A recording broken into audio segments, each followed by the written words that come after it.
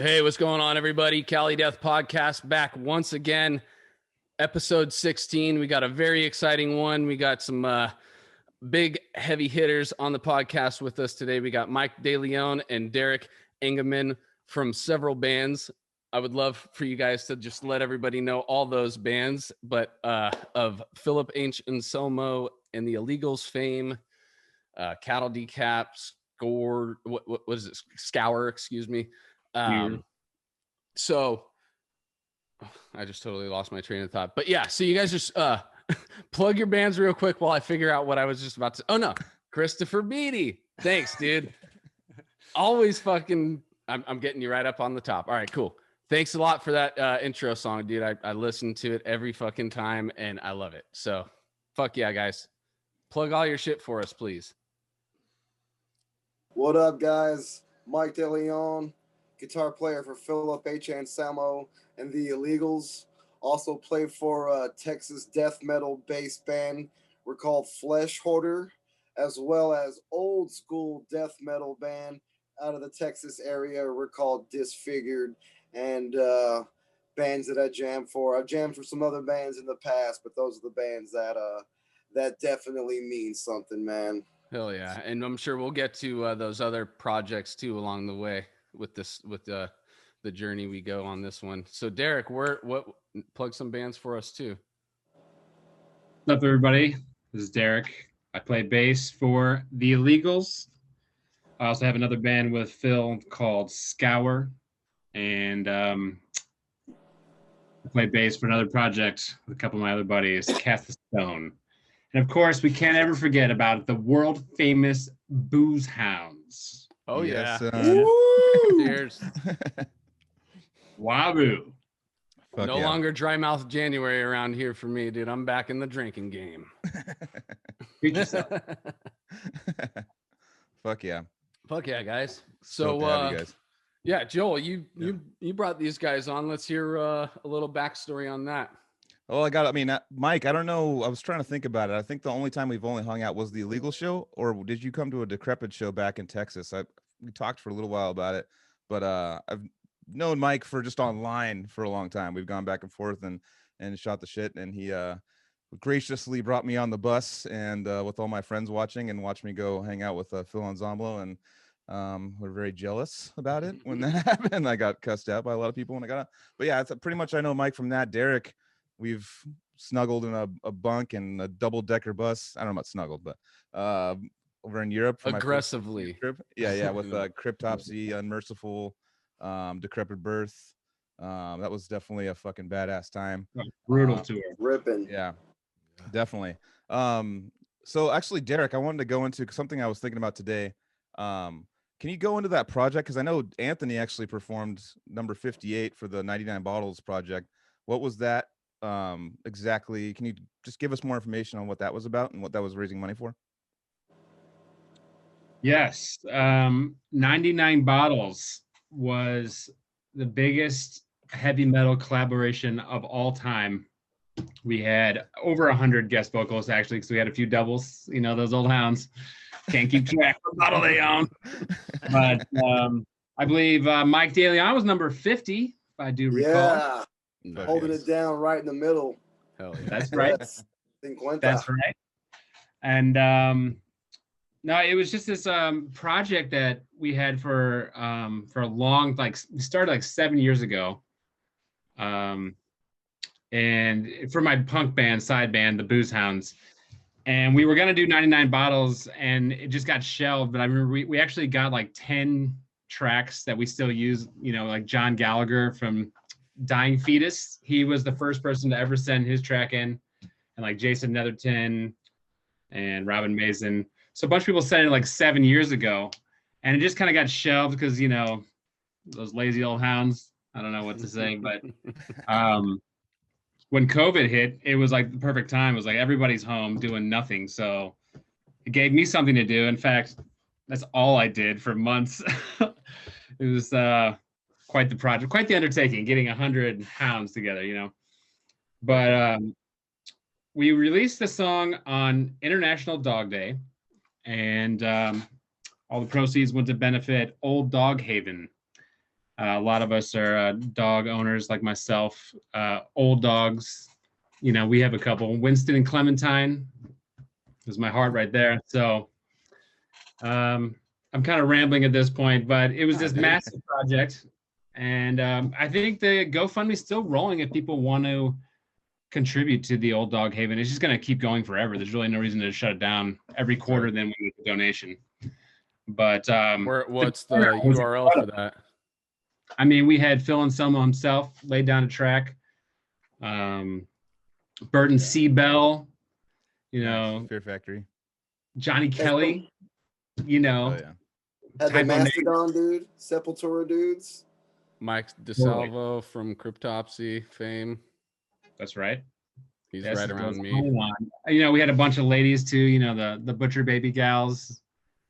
They were on there, and Robin Mason, Alyssa Whiteglues.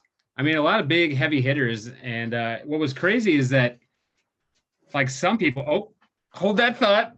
Come on, you buddy. Join the podcast.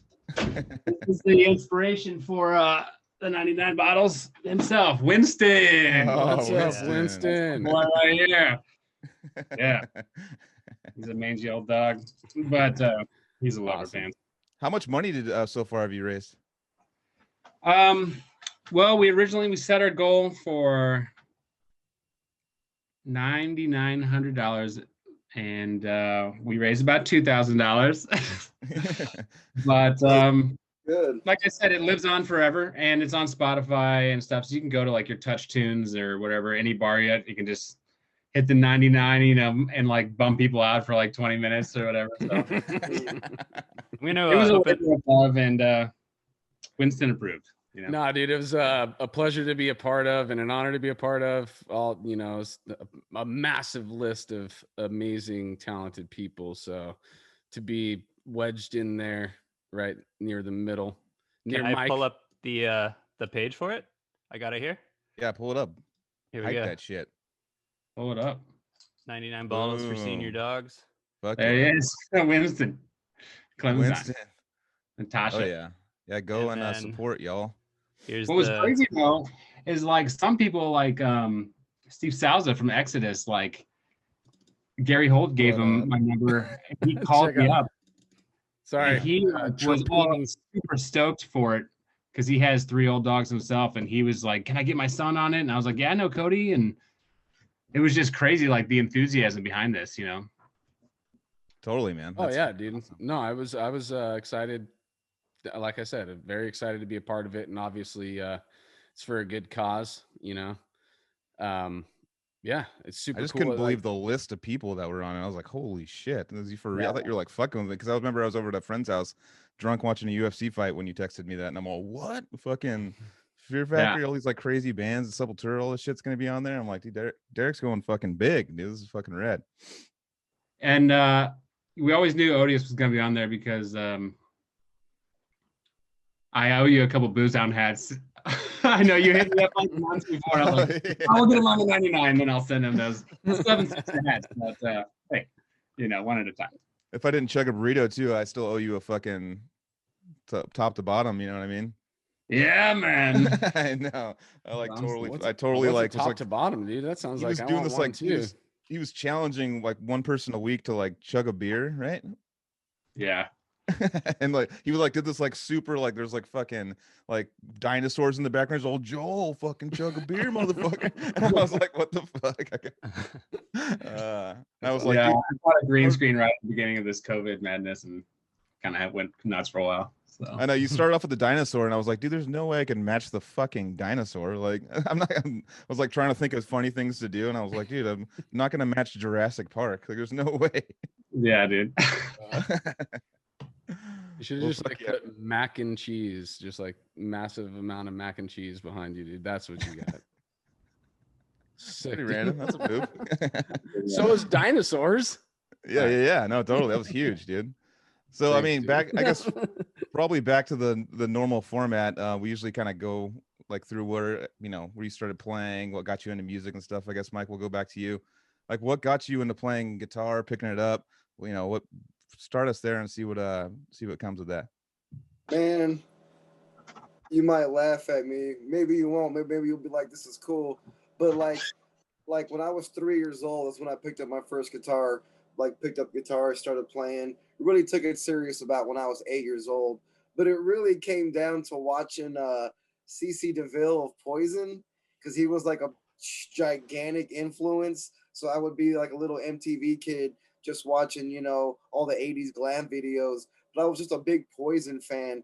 And CC was a shredder, Totally. for that style. So like seeing him just really motivated me to be like, man, I really want to play guitar. And then 5, 6, 7, 8, it was just like Van Halen, Aerosmith. My dad was jamming like Carlos Santana in the house, so it was just like all these guitar players. Joe Perry from Aerosmith, man, what a great blues rock guitar player. And so like I was just, wanting to pick it up. And then, in the 8 by 8 years old, though, my dad took me to the pawn shop, got me my old first little Fender guitar that I still have to this day in my little guitar collection. And then like 12 years old, I started taking guitar lessons and from a local cat here in town. And then it was just, started going to concerts and, just wanted the dream, man, of just playing tunes. And then, started getting into Metallica and then Slayer and then Cannibal Corpse and Morbid Angel and, just started delving into the death, underground death metal. And is that all in high school, Mike?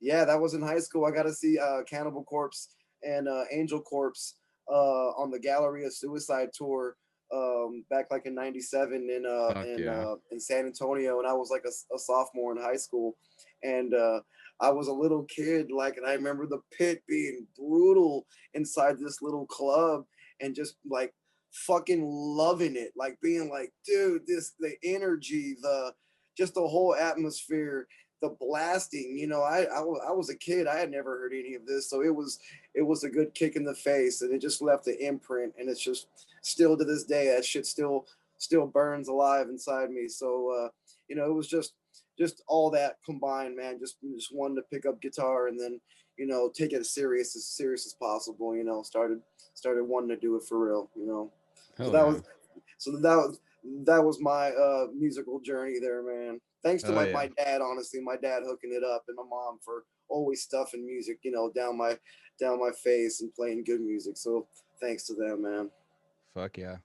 That's super awesome. What about you, Derek? Where did you start out? Well, I didn't start playing bass till I was 18. Originally, I'd always loved the bass, and I can tell why I picked the bass, but originally I picked up the trumpet. I don't think Mike knows this. And I was going to start a ska band, and I was playing the trumpet at home, and I was like, oh, after a while I was like, you know what? If I played bass, I could also play metal and ska. So my point was to learn to play bass and do this MU330 cover at our high school talent show that I put together. There was no talent show, and I was like, what's going on? We gotta have a talent show. So I put this band together, and this whole thing so I could do it. And at the very last minute, the band fell apart, and I was just sitting there at this talent show, just watching everybody sing the thong song covers and stuff, and I was like, but yeah. So you never got to perform it. You never got to perform that night. The band fell apart. Perform my MU330 tribute, but it came around full circle because Dan Podhast, my hero, was actually on the 99 Bottles, so that was a big one. Number 50. And I would like to mention that Derek didn't mention that he's also a great ska dancer. Oh. So Derek, take me down the path of becoming a great ska dancer. Well, I think that comes from many shows growing up as a kid. St. Louis had a great ska scene. And by the way, I totally am down with ska. I love reggae and shit. So I love the connections and how it got from ska to reggae and all that stuff. So I'm not making fun of you at all when I'm saying it, but I had no idea that ska had its specific dance. I've never been to a ska show. Skank, dude. All right. Yeah. Well, that's why I asked. I wanted to. What do you do? It's like was the Mighty Mighty Boss Tones guy like you're a big influence? you're obviously on an No, he's upbeat. not an influence line now. That's a great band, though. Honestly, if you go back and listen to it, but totally, yeah. So anyway, I was at home learning to play bass. Actually, I got grounded for a few months for being a bad boy, and I just played bass every day after school, and it was just more and more metal. And when I went to college, I met up with some dudes, and Jesse, I think Mike's met him before, maybe not. Cast a Stone drummer and drummer on the first Scour EP. We would just skip class and listen to Hatebreed and all kinds of fun stuff and just jam it all day and just kind of honed our metal skills. And I'll never forget, I was working at a bank in 2003 as a bank teller, and I was like, I knew Meshuggah was in town at Ozfest, and I was like, Jesse's like, we got to go to see Meshuggah. And I was like, all right, fuck it. So I quit my job and went and saw Meshuggah. And I had like 100-degree fever, and it was like the middle of August. I remember seeing them on stage, and I was like, that's it. I'm going to join a metal band, grow out my hair. And that was the moment that I totally switched over and dedicated my life to metal. Fuck yeah. And, just been a whirlwind ever since, I guess. Fuck yeah. Did you ever quit a bank job for metal, Joel? Yeah. No, I got fired for being a bad boy. Oh, okay. No, but no, I've never. Right now, I actually still work for a bank right now, but I'm doing IT stuff. So I'm not. I've done the teller stuff. I've gone down that road. My buddy, when I got off tour, was like, dude, you want a job that pays like halfway decent? Like, this is what I got for you. And I was like, all right, well, I need to pay rent, so let's get it done. You know what I mean? But that's definitely an interesting fucking profession. But yeah, I mean, as far as like, so what were the first bands that you? I mean, I guess either one of you, like you guys first started or joined projects. Well, for me, I was my first band was like right out of high school. Like at the end of high school, like my senior year was like my first band. Actually, my first band, if we're gonna go real back, when I was like 12 or 13, I was like in this little, I don't want to say fake band because we actually did a show, but it was like just this little band. I was on drums, and my brother, actually maybe I was on guitar. My brother was on drums, but originally I was on drums. But we were called Judgment, and it was like a Van Halen, Stevie Ray Vaughan, Motley Crue tribute band, and we played like in this little saloon down the road. But my first real band was my band Disfigured, and it was like right out of high school.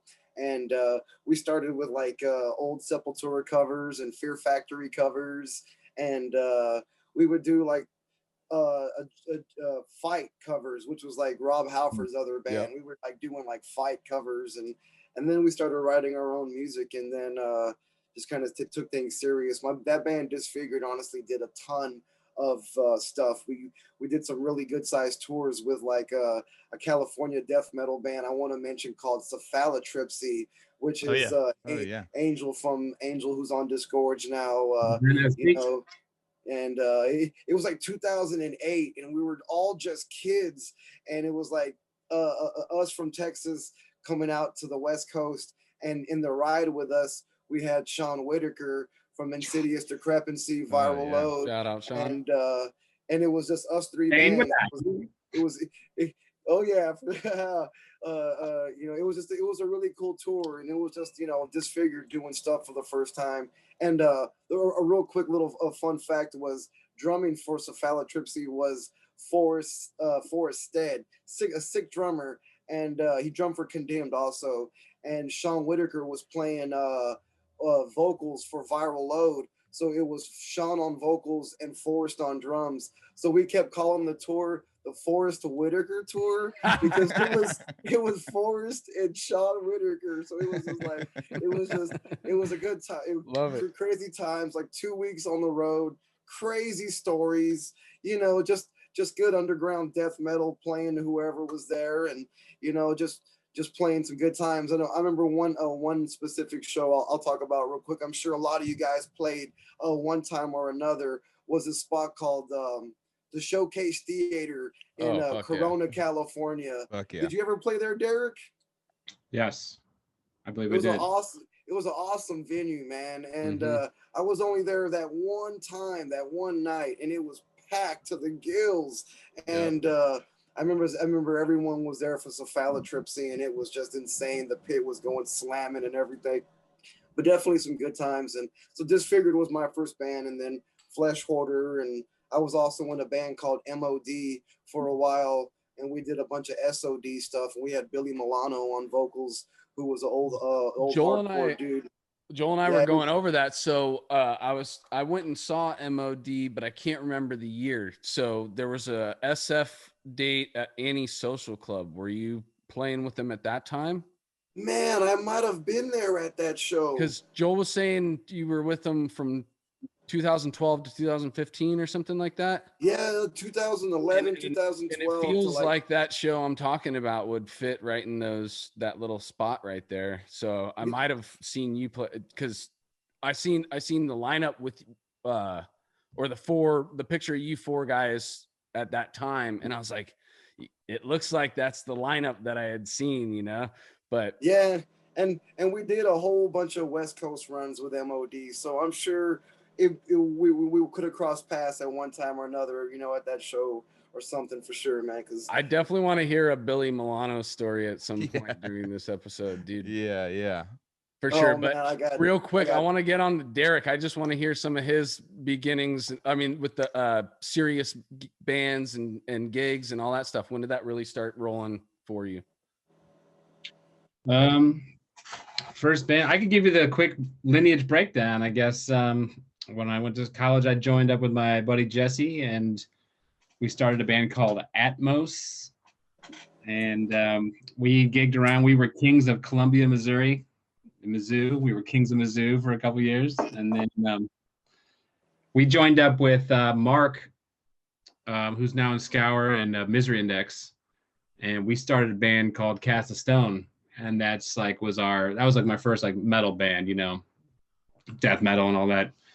And what's cool about Cast of Stone is we got a couple years back, we got signed to Gonya Records. So we kind of re-recorded some older material and working on some new stuff too. So it's cool to like literally like 15 years later have your first metal band get signed, you know. And it had a lot to do with all the work that we did post Cast of Stone, really. But yeah, I was jamming with those dudes in St. Louis. We were doing all kinds of cool stuff. We won all the Battle of the Bands and stuff, and we played a couple of cool shows. You know, we did one with Lamb of God, Anthrax. I remember like barbecuing with Lamb of God after the show, and they were all super cool. And so we were kind of building our way, and then Mark got the call to join Misery Index. So I was kind of left in the spot like, oh shit, what am I gonna do? So I started jamming around with these bands, Ornament of Disgrace. Maybe you guys have heard of them. Omicron, just like death metal bands around. And then we did a show with Origin, and we had all the guys come stay at our house afterwards. And then I remember we did like a second show with those guys, and then Clint asked me if I wanted to be in Unmerciful. And I was like, yeah, I'm down. But I actually turned it down because I got the call to join this band Covenants from the East Coast. Mm-hmm. She had Big Vinny Matthews, Scour's biggest fan, Vince.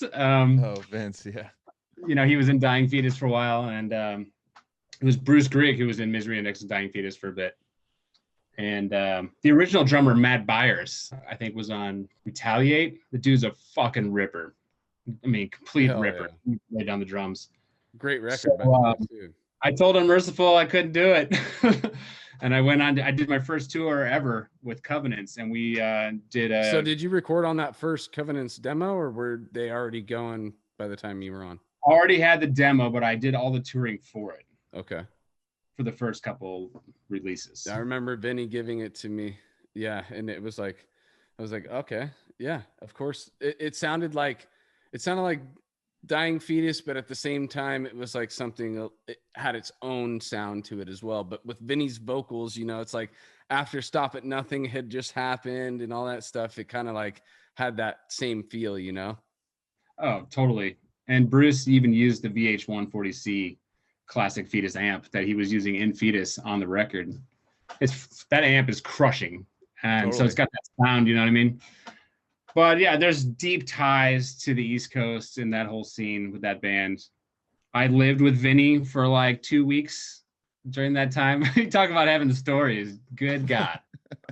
Real quick, and it's just, I don't want to make, I'm not trying to plug or anything because it's an earlier band of mine, but one of the most surreal things with me and meeting Vinny in person for the first time was he was wearing my first band's t-shirt when I met him in Maryland. So I'm like this 19, 20-year-old kid flying across the country to this fucking festival, and I show up and then I see my logo on somebody's chest and I'm like, what the fuck?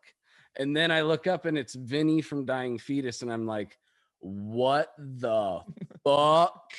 You know, and it was just a surreal. I had to walk up to him. I'm like, dude, we have to talk real quick. He got the shirt from Derek. I had given Derek a shirt and then Derek gave him the shirt. So Derek calling you out for giving away my shit that I gave you, but still gave me a fucking killer story, you know? That's it though, yeah. But yeah, sorry. Back onto your shit, dude. Sorry. No, that's not, dude. Vince has got like, he's always been repping. He was the guy apparently they used to roll with the boombox and be like, I got the new tape, you know, I got suffocation shit, you know what I'm saying? I didn't know him back then, but Vince has got definitely great taste in music. I don't know why he doesn't love Scour as much, but I got a cool Vince story too. Like I met Vince way back in the day, like right before Stop at Nothing came out. I went to see Dying Fetus and Hate Eternal. I think maybe Goat Whore, excuse me, over in Austin, Texas, and Stop at Nothing hadn't come out yet. And I was just like a 21-year-old kid. And I remember Vince wanted to smoke some weed. So we went out to my old S10 at the time, and we sat in my truck, and I was pretty starstruck because I was just a 20-year-old kid and I was hanging out with Dying Fetus, you know, so it was pretty cool to me. And we smoked some weed, but he had on him, like in his pocket, was the Stop at Nothing, like the master or like the demo, but I know he had it on him. So he was like, hey man, you want to hear what the new Fetus sounds like? And I was like, let's check it out. And he put it on. And I remember Schematics, the first track of that album, came right on. And we sat there and smoked this joint. And I was just, you know, blown away. A brand new Dying Fetus. And it was just, you know, heard that and then right into one shot, one kill. And it was just, you know, looking over and seeing Vince just jamming out, you know, as we're listening to Dying Fetus. It was pretty fucking cool. And then he went on stage and he was even like, thanks to the dude for smoking a joint with me. And, you know, just, and it was like 25, 30 people there, you know, it wasn't like it was, you know, it was a Monday night or something. And it was just a really cool moment. But yeah, those moments make the fucking night for you, dude, as a young 20-year-old kid, you know. It was almost 20 years ago now, and I still remember that one night. And to him, it was probably just a random night. It was just a regular night. But to me, I still remember that night, and I still remember that story with Vince, man. That's awesome, dude. I guarantee he doesn't remember me coming up to him like, dude, you're wearing my band shirt. And he's like, some dude just fucking handed this to me, bro. The only clean thing I had in my luggage right now. I got a funny quick Dying Fetus story. I saw them like down in San Diego, like I don't know what year it was. It was like early 2000s or something like that, you know. And they played it like this like kid like teen center kind of place. Like it was like no drinking allowed, no anything allowed, you know. And it was pretty weird. It was, and Skinless played and stuff, you know. And it was just like all these like kids there, like it was an all ages type thing. And it was really, they're like, don't do drugs, kids, like up there. Yeah, nice. Skinless hat, fuck yeah. And then the Skinless guys were really funny about it too. But I remember that it was really good though. The show was just funny, like, you know, weird atmosphere for a death metal show, you know. One of those shows where they make you sign like a contract where if you cuss, you lose your fucking like that. Like that time we played in Florida or whatever. Yeah, Remember that place? It was in like northeast Florida, and we couldn't cuss on stage. And then Bill did, right? And he got in trouble. There's people cussing in the crowd, and Bill was like, "What was that? What was that?" And they're like, "Fuck!" Mikey's all, "It wasn't me. It wasn't me." But we had to sign a contract saying if they caught us drinking or cussing on stage, then we lost all our money. Do you guys have any memories of shows with those kind of circumstances? Well, yeah, we were supposed to play I think cattle decapitation couldn't play some Disney place. Oh, yeah, I think I remember hearing that. Would that be House of Blues Anaheim?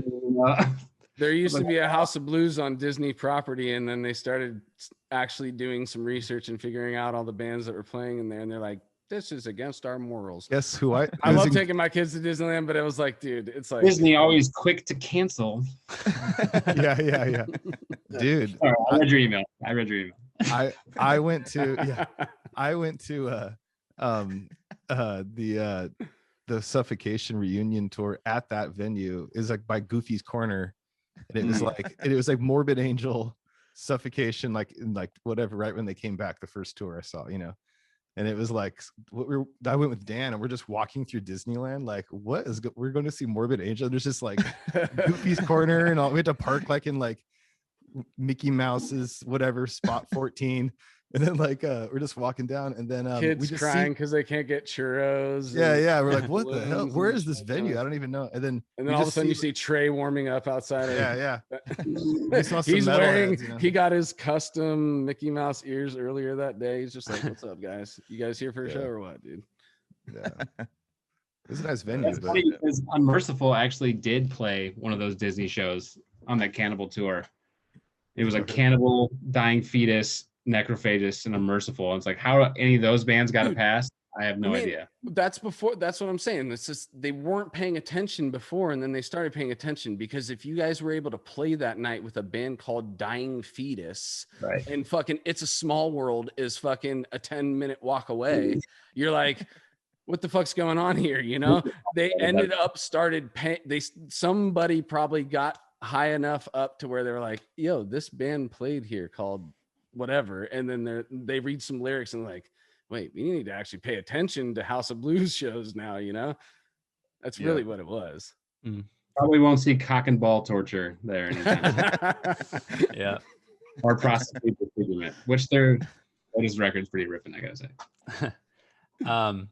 Just following up, Mike, on the tour with Cephalotropsy, I just wanted to shout out that Diego, who's my bandmate, we play in To Violently Vomit together. He's playing bass with Cephalotropsy, and they're still going. And I was supposed to go and share a practice with those guys and like jam with Diego, and then they were going to practice later. We're still planning on doing that someday. But yeah, they're still active and they've toured Asia recently. And I also just quickly Googled that Showcase Theater show you just mentioned. There's video of Cephalotropsy playing at that night, tour. Yeah, like I said, they killed it. That whole tour was awesome. Mm-hmm. That whole tour was so sick. I'll have to check that out, man, for sure, man. With Sean on bass, everyone's like mentioning that in the comments there. Yeah, it was one of a kind kind of tour. It honestly was just a one time 2 weeks of just this rare death metal tour. It was pretty awesome. Tell Diego I said what's up, man. I smoked out with him a few times. Cool hell cat. Sure.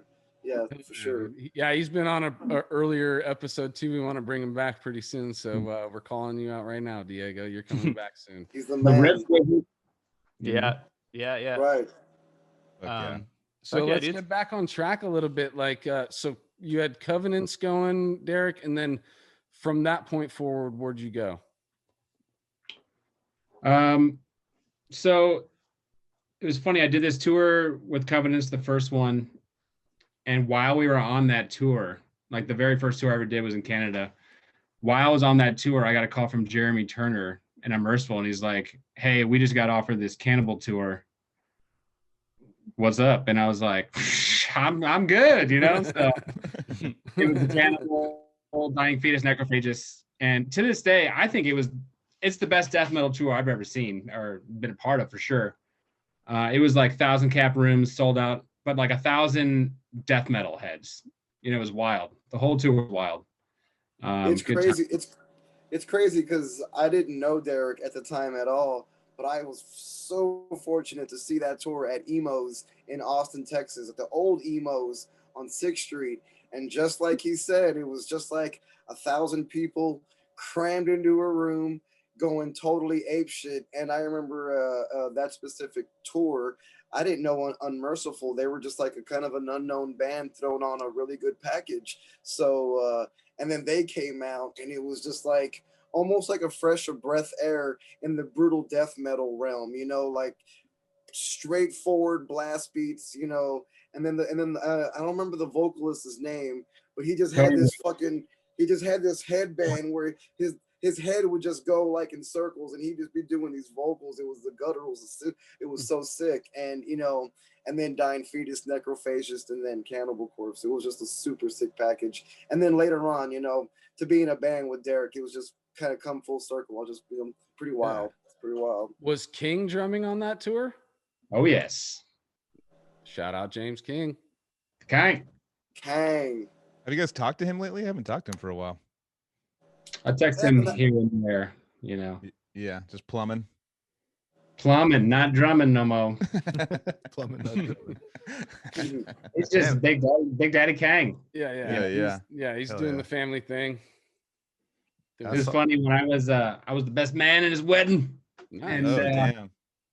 I was like, well, I guess you're gonna have some kids up next. And he's like, never, I'm never having kids. So I was like, now he's all about. Now he's got like mini motorcycles and shit for him all the time. Fucking those kids are so badass, dude. Hell yeah. Rad. So that's fucking yeah. I hear all these stories. Everybody who's toured with Cannibals, like, dude, it's the best fucking tour you could go on. It's just every single night you're guaranteed to have hungry metalheads just packed into the venue, and everybody's ready to fucking headbang, dude.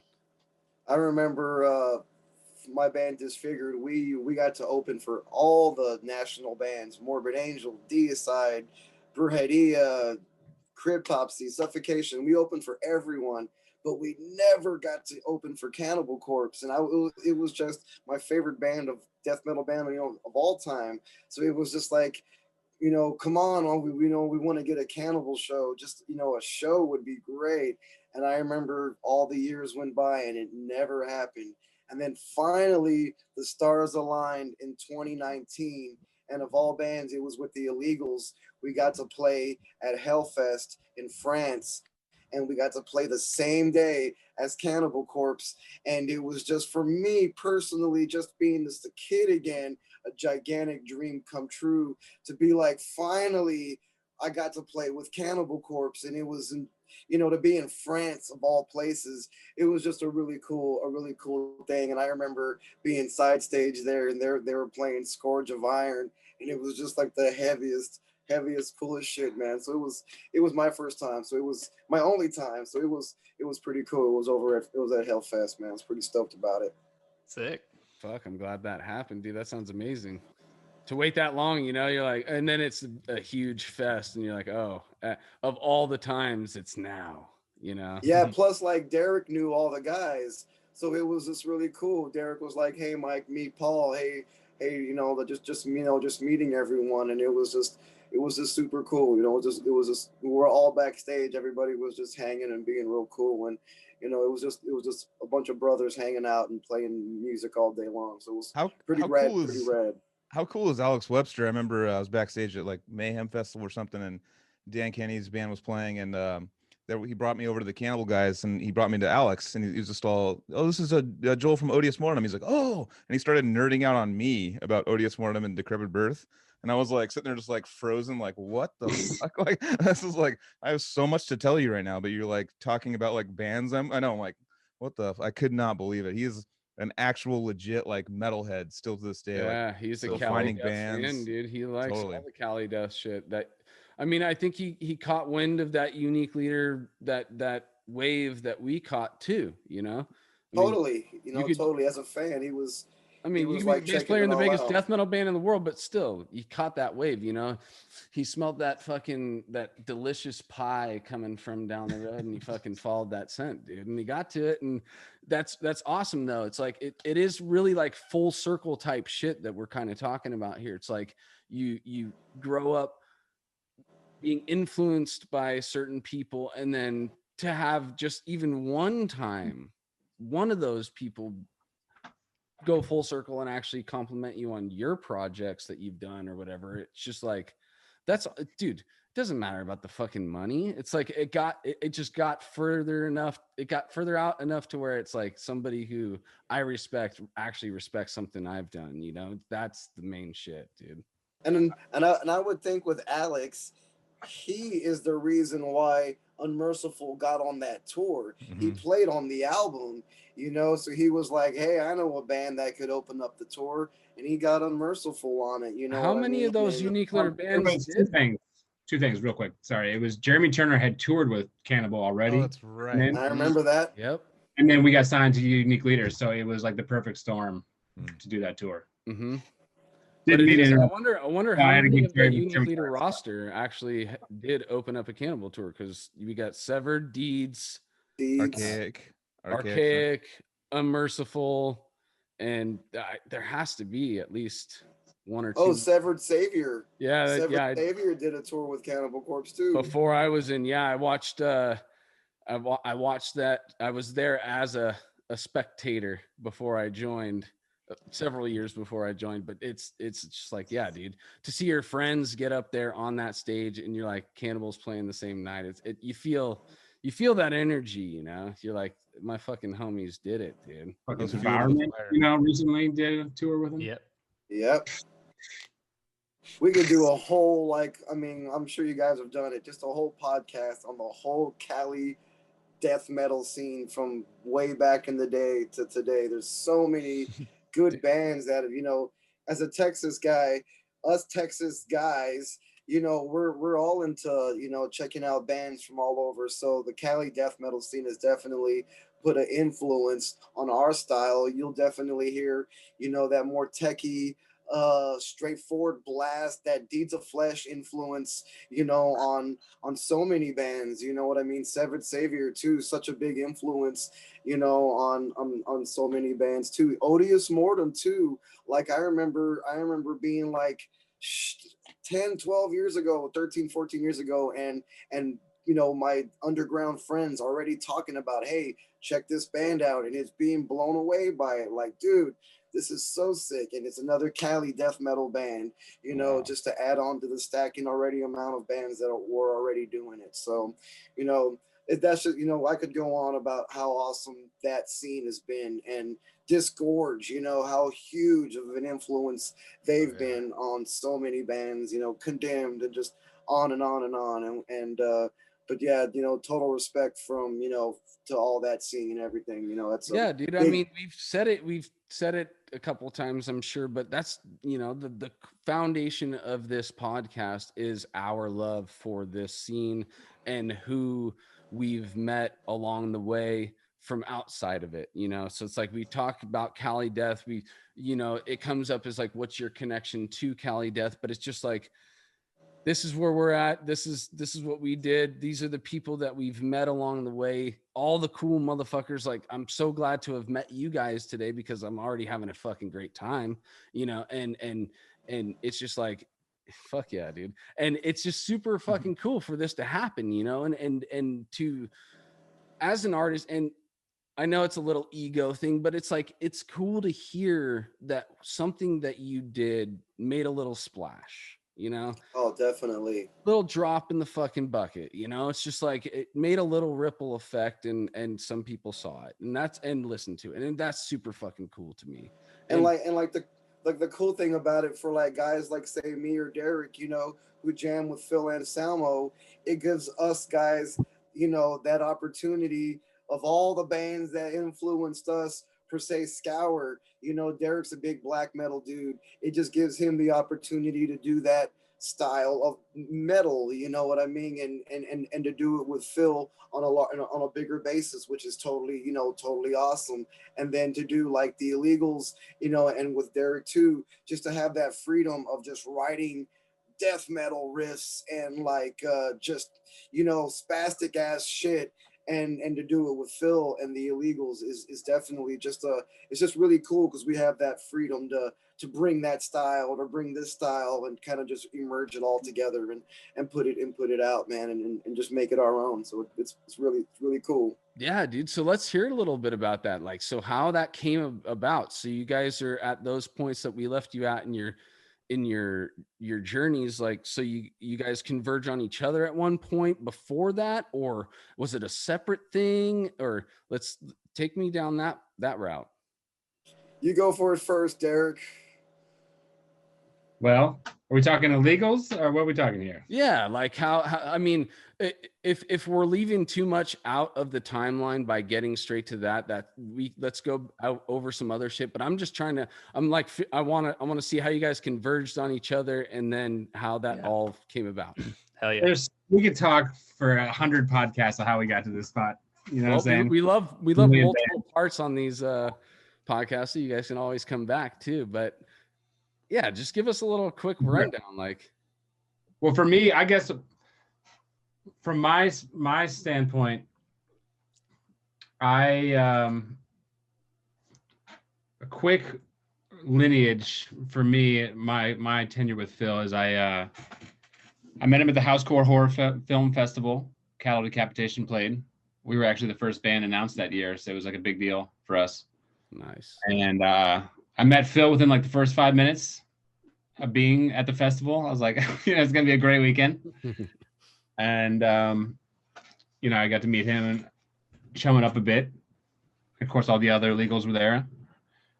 But Cattle Decapitation actually had Phil do a guest vocal on one of our songs, "The Prophets of Loss." Yeah. On the Extinction. Love that song. We had the spoken word part, and you know, I think Travis said something like, "Oh, this would be a great spoken word." And I was like, "Oh, I know somebody who can do a spoken word." You know? Yeah. And so we set that up, and that's kind of how we started working together, and then started Scour, and then it was just a good rapport I had with Phil, and like I would come see the Illegals and Super Joint and whoever, they would come to, you know, Brick by Brick, 10 minutes from my house. Of course I'm going to see Phil, you know. Of course I'm going to stop by Urban Leaf and bring him some treats, you know what I'm saying? So, you know, I would just see him, you know, all the time, and come see him, and just, I think, you know, one of those times they just asked if I wanted to be an illegal, and I was like, of course, you know, why wouldn't I want to be an illegal? Jesus. And the first show I did was actually in Santiago, Chile, and we were doing Pantera sets. We were doing illegal sets, the death metal, and then the Pantera tributes, but I just jumped into it about as hard as you can jump into the deep end. I mean, if you watch the footage, it's just like the whole soccer crowds jumping up and down, singing the riffs louder than your guitar amps. You know what I'm saying? It was wild. And that was my first shows with these guys. And the whole year was just a fucking nut job ride, you know, ending up with touring with Slayer and, you know, meeting all kinds of awesome people, you know, people we've been fans of for years. They're just like, you know, Phil's homies. And as Mike was saying, like, it's cool to like, not only to like be in the circle of like, you know, the Cannibal Corpse homies, but it's even cooler when you're like talking to Alex Webster that you have known for a long time. And I'm like, "You've never met Phil?" And he's like, no, I've never met him. I'm like, "Come on." And then me and Mike brought him over to Phil and like Eric Rutan, you know, those guys have been homies for a while, but that's even a cooler spot to be in. We're all like watching Slayer side stage at Hellfest. And we're like, "Oh, hey, Alex Webster, Phil, you never met Phil? Oh, Phil, oh, there you go." And these are just all your homies at this point, you know? So 2019 was a fucking wild ride. As far as for me, as for the Illegals, I mean, Mike could tell you from his fold where he came in. You know, he came in a little bit earlier than myself on the last record, of course. For me, especially being a Texas dude, Pantera was like, a gigantic staple. It was just like, like the biggest band. I remember having Pantera plastered on my walls as a kid. As I remember clearly standing in front of a mirror, no shirt on, bonsai hanging out just like Dimebag, and air guitaring, right along the Pantera blasting on my speakers. So fast forward to when I was in MOD, I was over in Europe, and I was a big fan of Phillip. I met him a couple times just as a fan, and I knew MOD and the Illegals were crossing paths at a specific festival, and it was in Germany, and we were there the same day. Billy and Phil, got to hang out, and I got to meet the guys in the Illegals, and I guess they were looking for someone to come into the band and take over on some guitar. And that day, I was just so happy to be warming up, playing some death metal, because that was my background before the MOD set. And fast forward to a few months later, I got a phone call from Steve Taylor from the Illegals, and he was like, "Hey Mike, you interested in playing guitar for the Illegals?" And at that moment in time, I was working minimum wage as a fast food restaurant in Italian, making pizzas, and I was like 32 years old, like just working a part-time job making pizza. And I remember getting the phone call and just being like, fuck this. Just, just so happy, and no more, just like, but like at that time I was really busy with MOD. I remember we were right in the middle of about to record a brand new album and go record it at a really nice studio in California, and so it was like I just had a crazy time in my life. And MOD, we ended up breaking up, just going our separate ways. And I remember I hit up Blue. Blue told me to hit up Phil. I hit up Phil, and then a week after I hit up Phil, I was there at the house at the lair, and I had I don't know if I had a tryout session, and I remember I learned the entire first Illegals record. Phil walked in. I was a nervous wreck. I remember shaking, and we didn't do anything off the first album. Phil was like, "Let's show him new stuff," and it was just right into just learning new song off the album we just put out. So it was just a cramming weekend of notes. We learned a bunch, and I kind of just was like, you're in, you're here, you're showing up. And it's just been a brotherhood of just jams, and just we're a pact. We're always, just having fun. We're focused, and it's been a really good time. And I gotta say, the freedom that we've all had in that band has just been the best. Just the freedom of music has just been the best of it all, because we could do soft music to fucking death metal and everything in between. So it's been a great time. But that's how it all came into play. Germany, MOD, cross paths, and one thing led to another, and I got the call, man. So very fortunate, and it's been a blast, man. How did you and Billy Milano connect? Billy moved to Austin, Texas, and I remember I was a gigantic SOD fan, as as anybody was. SOD was that Speak English or Die album was a staple to us high school kids, and I loved it. And then when he moved to Austin, he was a sound guy at this bar, Headhunters, which is a little dive bar up in Austin. Rest in peace. And we played there all the time. So we kind of just became friends. He would be working sound for us, and I'd be like, "It's Billy Milano. He's working sound over there." He was the door guy for a really long time, and people would trip out, and he was the door guy taking everybody's card. It was Billy Milano. I thought he owned the bar. Did he not own the bar? No, a lot of people thought he owned it, but he was just like a manager. He would manage the place. Doesn't Dan Lilker still work? Well, before the pandemic, he was working at a record store too. Still, he was just like loving it too.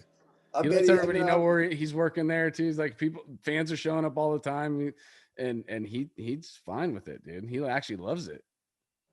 I'm At least sure that's interview. he's a stoner, so that's a cool job for him. I'm sure he enjoys it. Hell Yeah, yeah. Fuck yeah. So Yeah, yeah, go ahead. Sorry. Keep No, going. so I hooked up with Billy that way, and he was looking to get MOD back up and running, and he hit me up, and things just took off from there, man. It ended on a bad note. I really don't like talking about it, but Totally. it definitely, we got to play Hellfest on the main stage like in 2014, you know, with Iron Maiden and Slayer, and I was just this little kid playing in front of like, you know, 30,000-40,000 people. So I got to say thanks, because he did give us, you know, he gave me a gigantic opportunity when I was just a dude playing in a death metal band. You know, I wish it would have ended on a better note, but things happen for a reason, Phillip said, and now, you know, the Illegals are headstrong. So it is what it is, man. It's pretty inspirational with you, like on you and Derek, both sort of like, you know, coming from kind of humble beginnings in your bands to both kind of like similar kind of upbringing and starting in small bands and stuff like that, to both being, you know, Derek playing in Cattle, Derek playing with Scour, you playing with MOD, and then the Illegals. Like, you guys are fucking playing Madison Square Garden all of a sudden, coming from like, you know, jamming with your bros in the, you know, your jam spot to doing that. It's pretty fucking inspirational, man. Like seeing you up there at the Oracle Arena in Oakland. I went there and watched that Slayer Illegal show. And I was just sitting there like, I know those guys. That's fucking weird, dude. They're like out there just crushing Pantera. Like I have Mike's playing fucking Dimebag riffs, like my old-time childhood shit. He's just up there playing for like a sold-out arena right now. Like, it's fucking insane, man. Yeah, I was watching that. What's the footage from what was the festival in Serbia? That's the footage that I was recently watching. That was a sick festival. Super sick festival. Huge, dude. It was a festival called Exit. Play while we were setting up. Remember, they were like across the yard or whatever. Who? Wasn't that right? The Cult. Yeah, the Cult was. Was like playing like across like the you know the outdoor area. We were just like setting up our gear, like, this is epic. Sick. Yeah, it was pretty rad. They were playing Fire Woman, the last song of the set. It was jamming out, and we're over there like plugging our stuff, and like, dude, the Cult's on stage. It was pretty rad. And like Tempesta came out and like hung out with us like the night before, because we came to the festival the day before, and didn't we go? That's the night that like we see like the B-52s. Was that the same night? I think that was the same night. We were I was like just talking about that watching show. the B-52s with like Tempesta. You know, we're like, what the hell is going on? Rock Lobster. What's the other song? Love Shack. You got Love Shack. Yeah, it was killer. They were all dressed up with the hair and everything. It was pretty rad. Yeah, but what you were saying, well, Joel, it's like Mike and I always talked about, like, we never knew each other, but we like just assumed that one day we would like know each other or jam together or something. So when we were in the Illegals, we're like, finally we're we're doing something, and we're like a couple months age apart, you know. I remember the first time me and Derek jammed too. Like the first weekend, it was like a secret jam, and we were all in Dallas, Texas together, and I had met Derek quite a few times already. We had already hung out, and but it was our first time ever like plugging up, and Derek was plugging up, and I was a fan of Derek because he was in Cattle Decap. I knew Derek. I was a fan of his playing. So like to be in a room with him, even, I was like, man, this is cool. This is Derek from Cattle Decap, and we're plugging up and we're jamming together. And ever since just being in a band with him, it's just been an entire blast. We've just been having nothing but fun. And as you guys are, probably all know, you know what I mean? It's just a good time, and we hit it off. So when we got word, hey, Thai food, yeah, we went to Twin Peaks that night. The night that we our first jam, we went. Oh yes. Yeah, we just hung out and had some drinks, and it was just a total just a hangout, man, and it was just a cool weekend of just secret jams, man. So it was cool. Fuck yeah. Secret, not so secret. Yeah, secret sessions. It was wild because we got an opportunity to go see Big Bruce before he passed. Our buddy and he like took this picture right away and I posted it like immediately. We're all like, looking.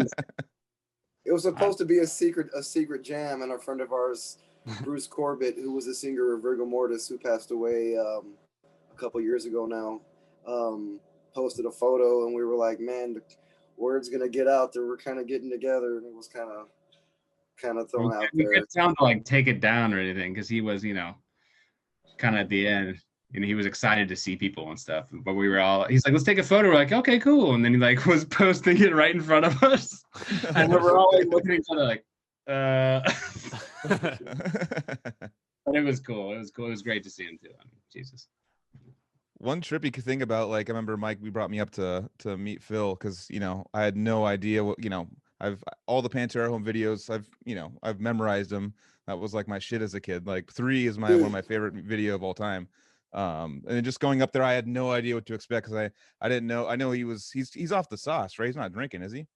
No, he hasn't had a drink, and it's been quite a few years now. Totally. He definitely will smoke a joint with us, hang out. You know what I mean? But he's not drinking or anything. He's just hanging out, man. Yeah, you brought me back there, and I was like, just obviously freaked out, but didn't know what to expect. And he was just sitting, chilling, watching his like iPad, watching like horror movies and stuff. And he just jumps right up and just puts his arm around me. He's all, "What's up, man? How's it going?" And just like super bros down about like football and stuff. And we just start talking. I'm just sitting there, just going like, "All right, this is insane. Try not to be too fanboy. Just fucking chill and talk." But he seemed like the fucking nicest guy I've ever, from what I've seen on videos of him being just hammered and being crazy and throwing stuff and being like throwing mics on the ground and being all nuts, to like the super fucking lovey, chill guy, man. It was blew my mind. Yeah, he's the coolest, man. I always call him the boss because he's my boss. You know what I mean?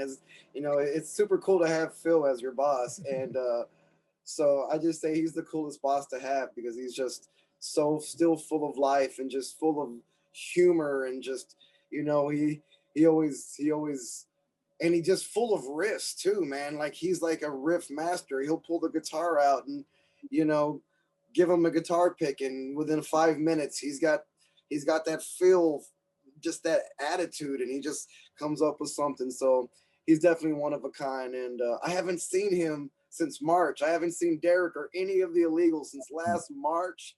Damn. So like I'm missing everybody, man. I'm missing everyone, and I can't wait to be in a room with all the homies again. It's definitely gonna be a lot of fun. Right around the corner from Phillip's house is a Waffle House. So every morning we wake up and we go eat at the Awful Waffle, and we just have stories and stories of our trips over to the Waffle House. And so I'm looking forward to getting back to the house and getting back in our routine of munching out breakfast, smoking down, and then getting to work, because that's what I miss it, and I'm ready to do it again, man. Does he have like a compound where like a full like recording setup at his house and stuff? Is there like it's like a full just living area recording place or something? That's pretty much exactly what it is. Our whole recording jam sessions and everything is pretty much being tracked. So any ideas and anything that we want to go back and listen to at Days In, we just we can go back and do that. And most of the time we'll track stuff all day long, and usually we'll end up at the upstairs where our playback is, and we sit around and we'll sit there for a couple hours and just kind of listen to everything that we did for the day. And then whenever we're really ready to record, we do it right there on the spot too. So it's definitely a really nice setup how he has it out there. Do you guys write anything aside? Well, during the pandemic, you guys must have had to change your songwriting styles. So have you guys been writing on your own now? Because it sounds like that's how you guys used to do it, is just get in the studio and jam out with each other and record it, whatever has some promise to it. You take that, rework it, and make it better. So now you guys are all at home, like you said. You haven't seen each other since March. So has it been a prolific pandemic for you guys at all? What do you think? What do you think, Derek? Yeah, I mean,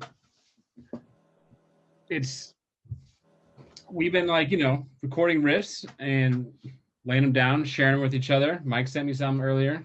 today, actually, which I still need to listen to. So I'm gonna, after this podcast, I'm gonna throw those phones on. I had a crazy bullshit day, but it's actually good to see all you guys. You know, it's kind of like, cheers. this is like going out. Yeah, You know what I mean? know.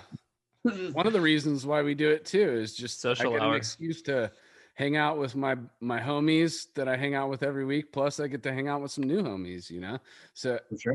this is definitely somewhat of a therapeutic session as well for everybody. It's just like somewhat of a normalcy. You know, we get to hang out. Now I'm drinking beers again. I'm over the dry January shit, so I'm partying with you guys right now. Cheers. Sick. But yeah, I think we're all ready to jump into that room and start laying down the sickness together. Yeah, I mean, if that's the reason why I asked you guys is just because of like, I know that so many other people have taken advantage and not taken advantage, but you know, I could see that there's artists out there that really had a lot more time than they usually had and decided, I'm not going to keep myself crazy, make myself go crazy. I'm actually going to just dive into something hard and start creating even more, you know. And Odious has got shit. Casey's been chiseling away over there, bro. We're pretty damn close to start getting some pre-production going for another album, dude. And it's sounded wicked. It's sounding fucking wicked. Casey's He's on a tear. master. Yeah, he is on a tear, dude. In a good, Oh, dude, good fucking way. When you lose your business and you can't leave your house, man, you know. No, but seriously, it's like, it's cool because like I feel like there's a frantic like emotion to the new stuff that like represents like this year just and just, you know, I don't know. Yeah. Like it fuels the fire. Like, and it's like motivated me because on the last one it was more like, oh yeah, like cool new ideas, and we had these songs that were from ever ago and we're writing it and stuff anyways, but the new stuff's just like, it's all about this year, you know. Yeah. And there's plenty of fire for that to, you know, just pent up energy, pent up everything, you know, everyone's been, you know. So I would say for me personally, it's definitely had its pluses and minuses, you know what I mean? I'm sure for all of us, you know what I mean? But with me having a family and my little boys and all, and my daughter and all, you know, being 2018, 2017, 2019, fuck, all the way up before that, I was always, you know, always gone, you know, and touring and, you know, come home and then go tour and then come home. So I got to say being home this last year has definitely been a big plus. I got to see my kids, you know, grow up for a change. I got to be here for all the normal stuff that I'm never here for, you know, so that has definitely been a plus. Plus, I've been writing like fucking crazy. I got my studio set up here in my room. I've just been writing, you know, for all sorts of projects. I'm kind of starting a new project I'm not really talking too much about, but I'm going to be jamming with a buddy from another pretty good sized band. And we're you know, we're two Mexicans, and we're just going to be putting together some songs and just seeing what comes out of it. And then I kind of got like, tell us more. What is this? Yeah, I was gonna say, at least give us a little taste of like styles that you might possibly be honestly playing. Like I kind of hope it's more of like I don't know, it's just gonna be like a little bit of everything. I don't know. It's just a friend of mine throwing some old school metal ideas together, and we're gonna see what we can conjure up together. And I'll talk more about it as more. It's still in the early phases. Derek's face. I'm trying to think who it is. I'm like, is it Rizzo? Is it? So, you know, some demos are being thrown around and whatnot, and you know, it's just a couple of Texas Mexican dudes. Okay. Oh, the eyebrows, man. All right. And, Cali Death Pod exclusive. He plays in a band that we toured with, Derek. If that gives you a hint. That gives you a hint. You saw that. You saw we'll go sleuthing. Equation going on. I know who it is. That'll be sick. So besides that, it's just been a good year of just home and tons of writing. I've just been recording all sorts of music, like Depeche Mode, rip-off, goth music, like blasting death metal. I've just been recording everything. I have a lot of music that sounds like Carlos Santana. You know what I mean? That's just like Pink Floyd stuff. That's just like kind of out there piano stuff. That's just getting high and writing what I feel at the moment, depressing blues, you know. So and then writing a lot of brand new illegals. So it's been a really good time for that. And then lately, Gojira just put out that new neural Yep. plugin, and I got hooked up with that through my homie Taylor, who works with the Gojira guys, and I've been using that to record lately. And man, that thing it's been a blast. Has all sorts of good tones and just tones for days in this little plugin. So I've been having a lot of fun messing around with that, and shout out to the Gojira guys on that one, man. You guys put together a badass guitar plug-in, and besides that, it's just been a lot of working, weed smoking, and family time, man. So it's been really good, man. It's been Dude, cool. It sounds like just like my life, other than the being prolific at writing shit. We got to interject one fun story that we have. On our last European tour we did, we flew into Amsterdam a day early just so we can get acclimated to the European time. That's totally the reason we went to Amsterdam a day early. But we had rented this boat, so we're just like, I remember Steve and I picked it up, and we grabbed all the illegals, Phil and Kate and everybody, and it's just all the illegals, you know, rolling down these canals in Amsterdam. And then I got a text from somebody saying like, oh, you know, or I think Mike said Gojira's in town. I was like, oh, no shit. I was like, I know there's, you know, their guitar tech. And so we just worked it out. At the end of the night, we ended up going and like seeing Gojira, and they put us on the list, and we got to hang out with them after the show and everything. And it was just like completely random and super cool. And then later in that tour, we actually played a show with them in a castle with Slayer. Like Gojira was right after us. And I was just like, man, Jesus, what do you want? It was fuck, dude. So a little in Italy with Slayer? Come on, dude. I'm like, I know. That was a wild time because we did the show with Gojira, Slayer, and there was a bunch of other couple like awesome bands, and then it was inside a castle, super epic. And we had a day off, and on the day off, we didn't even know about it, but the Slayer tour got announced. Like, we didn't even know really that the tour was going down. Like, Phil kind of kept it secret from us, and then like it all got announced. It was just like the most epic week of all time. I think I definitely I texted Mike that when it got announced, I was like, what the fuck, dude? You've joined the right project, man. That was I mean, obviously it's you can't turn that down, but Jesus Christ, man, Slayer's final tour. Like, dude, I just remember, you know, when we got the word, it was just like we were all blown away, you know what I mean? We were, you know, we're all just fans, we're all just, you know, dudes, you know, just playing music. So, you know, to be on tour with such a legendary metal band, it was just, you know, pretty eye-opening. And we were talking about that Madison Square Garden show real quick. I remember when we were doing like the huddle, or like when we were all getting together right before, we like to do a band huddle where Phil, like, you know, gives us that football huddle, and, you know, we all break and then we're on, you know. And I remember telling the guys right before we went on, which was sold out, Madison Square Garden, we were first band, I told the guys, don't forget, we just played Frankie's Pizza earlier this year, 150 people in Australia.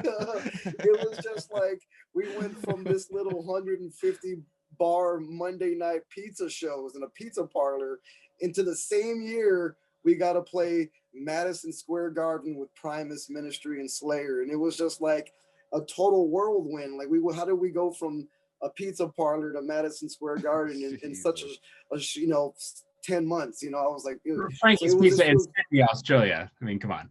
In Australia. That's what I said. I said Australia. Hell yeah. It was still so epic. It was pretty epic. It was pretty epic. I wore my Frankie's Pizza t-shirt the other night, man. So shout out to Frankie's I thought you were about Pizza. to say you wore the t-shirt on stage at Madison Square Garden. I would imagine. Oh, That's that would have fucking been rad killer, too. dude. That would have been rad too, so man. perfect. But but it was pretty awesome to go from one end of the spectrum right into the other end of the spectrum, and to be able to go hold it down, you know. And we did a full Pantera set inside that little tiny pizza bar, and then we did a full Pantera set inside Madison Square Garden, and it was just, like I said, it was just a pretty epic experience, man. And walking down the hallway and backstage at Madison and seeing like Billy Joel and Tina Turner and Paul McCartney and just, you know, all the big stars.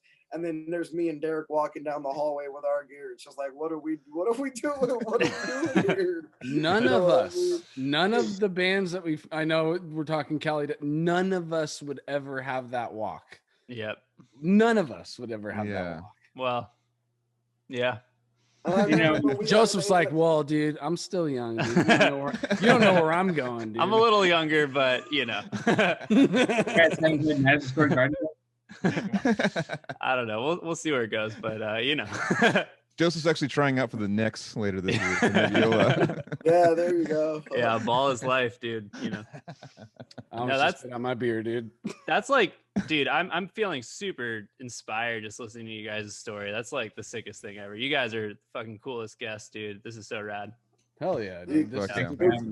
Well, it was a pretty rad time, man. Pretty crazy. That tour was yes, it was one of a kind. Just all the people that we met, and just every night of the tour, I was trying my, you know, every night going into the crowd and just saying hi, while, you know, meeting people, smoking weed. You know, it was before the pandemic. We were just out enjoying our lives, and, you know, and watching Slayer with Phillip, you know, and the Illegals every night. We tried to go out and our little secret spots and try to watch Slayer as every night of the tour as we could.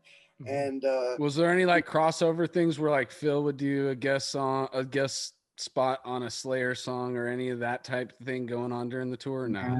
We talked about having Terry come out to do a solo on a couple songs, but it just never happened.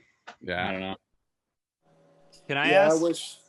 Sorry, can I ask just since you're playing a lot of like Pantera songs, like what are like the highlights of playing a Pantera set? Like favorite song or solo, or you know, that's kind of when does the crowd go the craziest, all that type of shit. Well, I would say the craziest is always Walk, because everybody, you know, loves the song Walk. Everybody sings along, especially in South America. They would go crazy for that song. But me personally, my favorite song to play when we do the Pantera stuff would be a Pantera song off the very last Pantera album, Reinventing the Still. It's a song called Yesterday Don't Mean Shit, which is a ripping Pantera tune. It's more upbeat, and it's just fucking pummeling, and it has a ripping guitar solo. And it's, you know, I even get to do some backup vocals with Phillip, which is always a treat because, you know, he's such an influence. So to be able to like go back and forth and do vocals and play guitar is just like James Hetfield or some dumb shit. You know what I mean? So it's just really, really cool and whatnot. So that would be my favorite song. I don't know about Big D over there. That is definitely one of my favorites. I can tell you which ones are like not my favorites. The ones that are harder. Please. Let's hear that. I won't tell you what those are, but it's like Walk. that always stand out. Like there was this moment when we were at Madison Square Garden, all the lights came down to like blue and purple, and we were playing This Love, sold out show, and I just remember looking at Phil and singing, and I was like, this is one of those moments you just take in, you know. But I mean, even Mouth for War is a fucking banger, and Becoming's a banger. Yeah, Becoming. You know, the first half of New Level is a banger, but then it's got that solo section where the bass is going crazy at the end. So, I mean, there's just, for me, it's just like on bass, it's a fucking awesome role to be in. You know what I'm saying? Because this Pantera bass is so fun to play. Versus like even like the Illegals fucking crazy death metal shit. You know, it's just like fucking it's just so much fun to play. And versus playing guitar, which, you know, Scour's done a couple of Pantera covers as well, but it's a lot easier on that bass for me. Has anybody called you Derex? Ooh, First one. Sorry, dude. While you were saying that, I just was thinking about that. I was like, Derek's. Derek's Brown. I ain't gonna let that go. He's gonna pretty hear good. that. He's gonna hear that for the rest of That's his day. pretty good. Pretty good.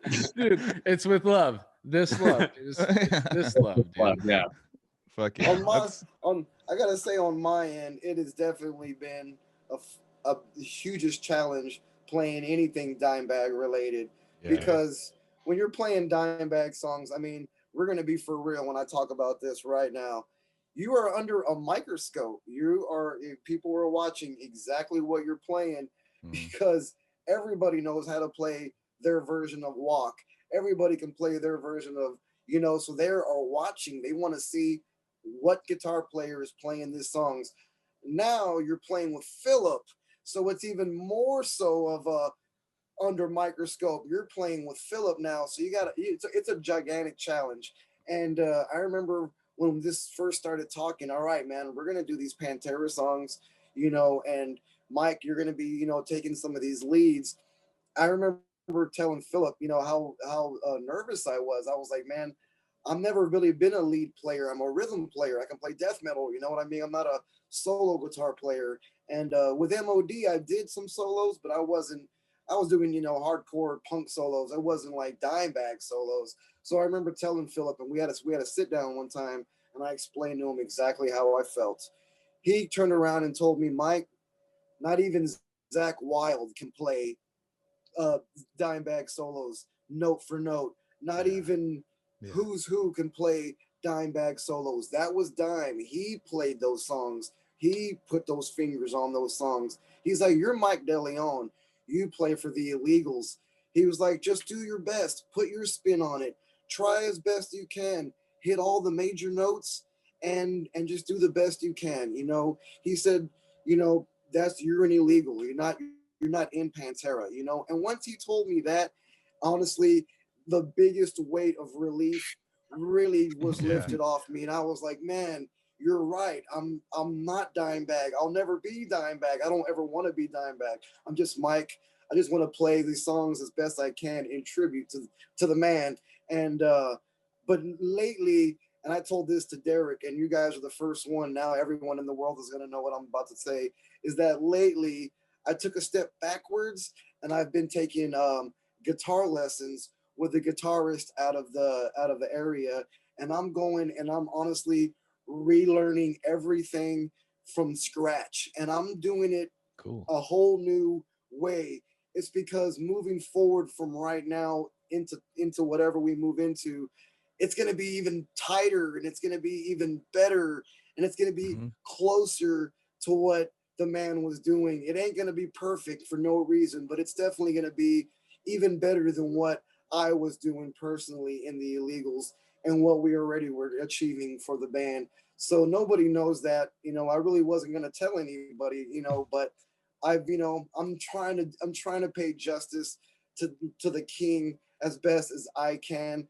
And like I said, you got mad respect. That's what it is. You're like, if I'm gonna be the only guy that people can see Pantera, not the only guy, obviously all you guys are up on stage, but the only like live band that you guys are gonna be able to see Pantera songs, like, you're like, I just want to be at the best version of myself doing it, and then that's it. So if I need to do whatever I need to do, go back and take some lessons to make me feel like I am the best version of myself, then fucking so be it, dude. And that's exactly what I'm doing. That's the best way to put it. It's just like there's no reason for no ego, because I'm a line cook on my day job. I'm there cooking the burgers all day long. But on my nighttime, I'm studying, and I'm just really trying to become the better guitar player, because it's, like I said, under a microscope, and it's just like, these people are watching, and you can go read comments all day long, and people can say everything they want to say. Poison, dude. It's poison. But fortunately, the metal gods gave me, Derek, the guys, the opportunity to be there with Phillip. We're the dudes in there trying to pay, tribute best we can. So just for me, I'm just been, like I said, just trying to become a better guitar player, to pay respect, man, and whatnot. So it's I got definitely mad been respect for you for doing that, dude. For sure. I appreciate it, man. Like I said, Yeah. it's all in the name, and I'm glad I get to say this for the world to hear, whoever's listening. It's all in the name of Dimebag. He's such a gigantic influence, and it seems like in 2021, it seems like he's even more of an apparent influence on us than ever. It seems like he's on my Facebook. He's just there all the time. It's like it's good to see that, and so it's important, and it's just good. We're bringing back that party vibe. I don't mean to keep talking and stone and whatnot, but we're just I love it. We're just trying to bring back the old school vibe. We're not Pantera. We're on that same level, dude. I mean, that it was his all-encompassing energy that everybody is. That's what keeps it alive. Not just the music, like Joel was saying earlier. Those home videos were so influential to so many musicians that I knew and myself as well. So it was just like everybody I knew had seen those videos. They could count it on all four limbs, and they still got more after that. It's just like you see that his all-encompassing energy, and you're just like, that that's the rock star. I'd like to say something real fast. Yeah. I was just gonna say he's a super happy dude and fucking talented dude, and makes great, made great music. All right, go for it, Casey. Yeah, that's sick. I agree, man. And I was just gonna say that's super cool that you're doing that, and like constantly like on the path of like just getting better. And like we've talked about that. It's like music's like we're always studying. Like I want to be learning new stuff when I'm old. Like like it's never, and that's super sick that you're just going for it. And I'm trying, man. I'm trying. Like I said, it's a weekly process. I've been taking my time learning a new song a week. It's just been like going back and just taking my time, focusing on a song, giving myself a week. And it's just been like, rather than just rushing shit, take my time, study stuff and just kind of dissect stuff, little nuances that I was never doing. Now I'm like, man, it's making a gigantic difference. And you would have not really known unless you were taking it back and really, really trying again. And another thing during the pandemic that I did for myself as a musician was I kind of learned the piano, just sitting here in my room, recording my music, just messing around. It kind of was another outlook on just becoming a better musician and whatnot. Just trying to learn something that Eddie Van Halen was such a good piano player and a guitar player. It's just like, it's inspiring to want to try learning something new and whatnot. That's fucking dope. And also mad respect for like what you were talking about with the solos and stuff, and talking to Phil. Like that was really cool to hear that kind of like interaction. Yeah, that really happened. I really talked to him, I'm telling you, because I remember real quick, I kind of got to get ready to go, guys, because it's kind of getting late for me. Oh yeah, it's all good, Mike. But I just remember a story, just being like a 20-year-old kid, and my dad taking me and my little brother and another one of our friends, and it was the Black Sabbath Pantera reunion tour, and we had nosebleed ass seats way up at top, and Pantera opened up with Domination, and I was just, like I said, just a kid looking down at this band that I grew up listening to, and being with my dad and just being like, this is the best shit ever, so thinking, man, I want to do that one day, so it's just a gigantic, it's insane to be able to be like, man, we're the dudes up there doing it now. And, it's just it all for tribute to the fucking Kings, fucking Pantera, man. It's crazy. Fuck yeah, dude. Yeah, I guess the theme of this night is like full circle. It's like the whole thing is, it's coming now. It's like you're influenced by it, and now you are doing it, and you're like, to be the main band that people see Pantera music now currently. It just seems like such a huge set of shoes to jump into. So kudos, dude. Mad respect. Thanks, bro. Dude, I know we keep saying that, but it's just like, dude, we got you guys on our show. It's like young musicians and current musicians that have just dabbled in touring and all this kind of shit, hearing being out there with the real big fucking cats is just like, whoa. Next level. It's a new level. I mean, I will definitely go see the Illegals next time you guys tour. Like, oh yeah, for sure. Hell dude. yeah, like rock out to that shit. That sounds so sick. Full disclosure, I've never seen Pantera, so that would be me neither. That would be. I have not either. Cool, dude. Now I feel so much better. I mean, Joseph, we just got through how you're younger than us, so it's like for me, I don't really have an excuse because I did have a chance. You know, I had a chance. I got to see him 2 times. I saw them Morbid Angel, and me too. Saw them with Black Sabbath. It's pretty amazing.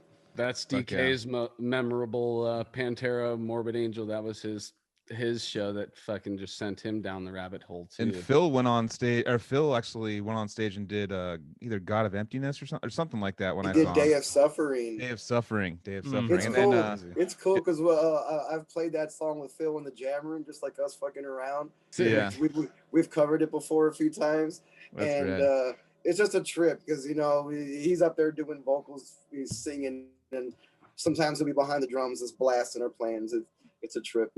Actually, one of that time you guys did Suicide Note Part 1. Oh, do you remember that? I walked into the barn and I hear this acoustic guitar. I was like, "What's going on in here?" And then those two were just jamming. I was like, it was a moment. It was a moment to take in. It was a moment. I'm surprised you were. That was awesome. That was I walked in and you guys were just jamming Suicide Note Part 1, you and Phil, and I was like, what the fuck is going on? Crazy. That's crazy. You remember that, man. That's cool. I don't remember that. I remember that. That's cool. So since you got to take off, can I share the Flesh Hoarder Bandcamp page and have you walk us through the material? Yes. Awesome. Yeah. All right. So I got to get out of here soon. It's getting late here in Texas. Real quick, Flesh Hoarder. We are a very active Texas death metal band. We just played a show actually about a month ago in Mississippi. It was 100 Mississippians going nuts in a mosh pit. It was good to hear death metal again. And we are about to put out our second album. It's going to be called Relic of Putrescent Filth. And it'll be out on a very up-and-coming death metal label called New Standard Elite, ran by our friend Dan, who was drummer for Inherit Disease and whatnot. And and our album will be out here soon. We have a show coming up in Austin here soon.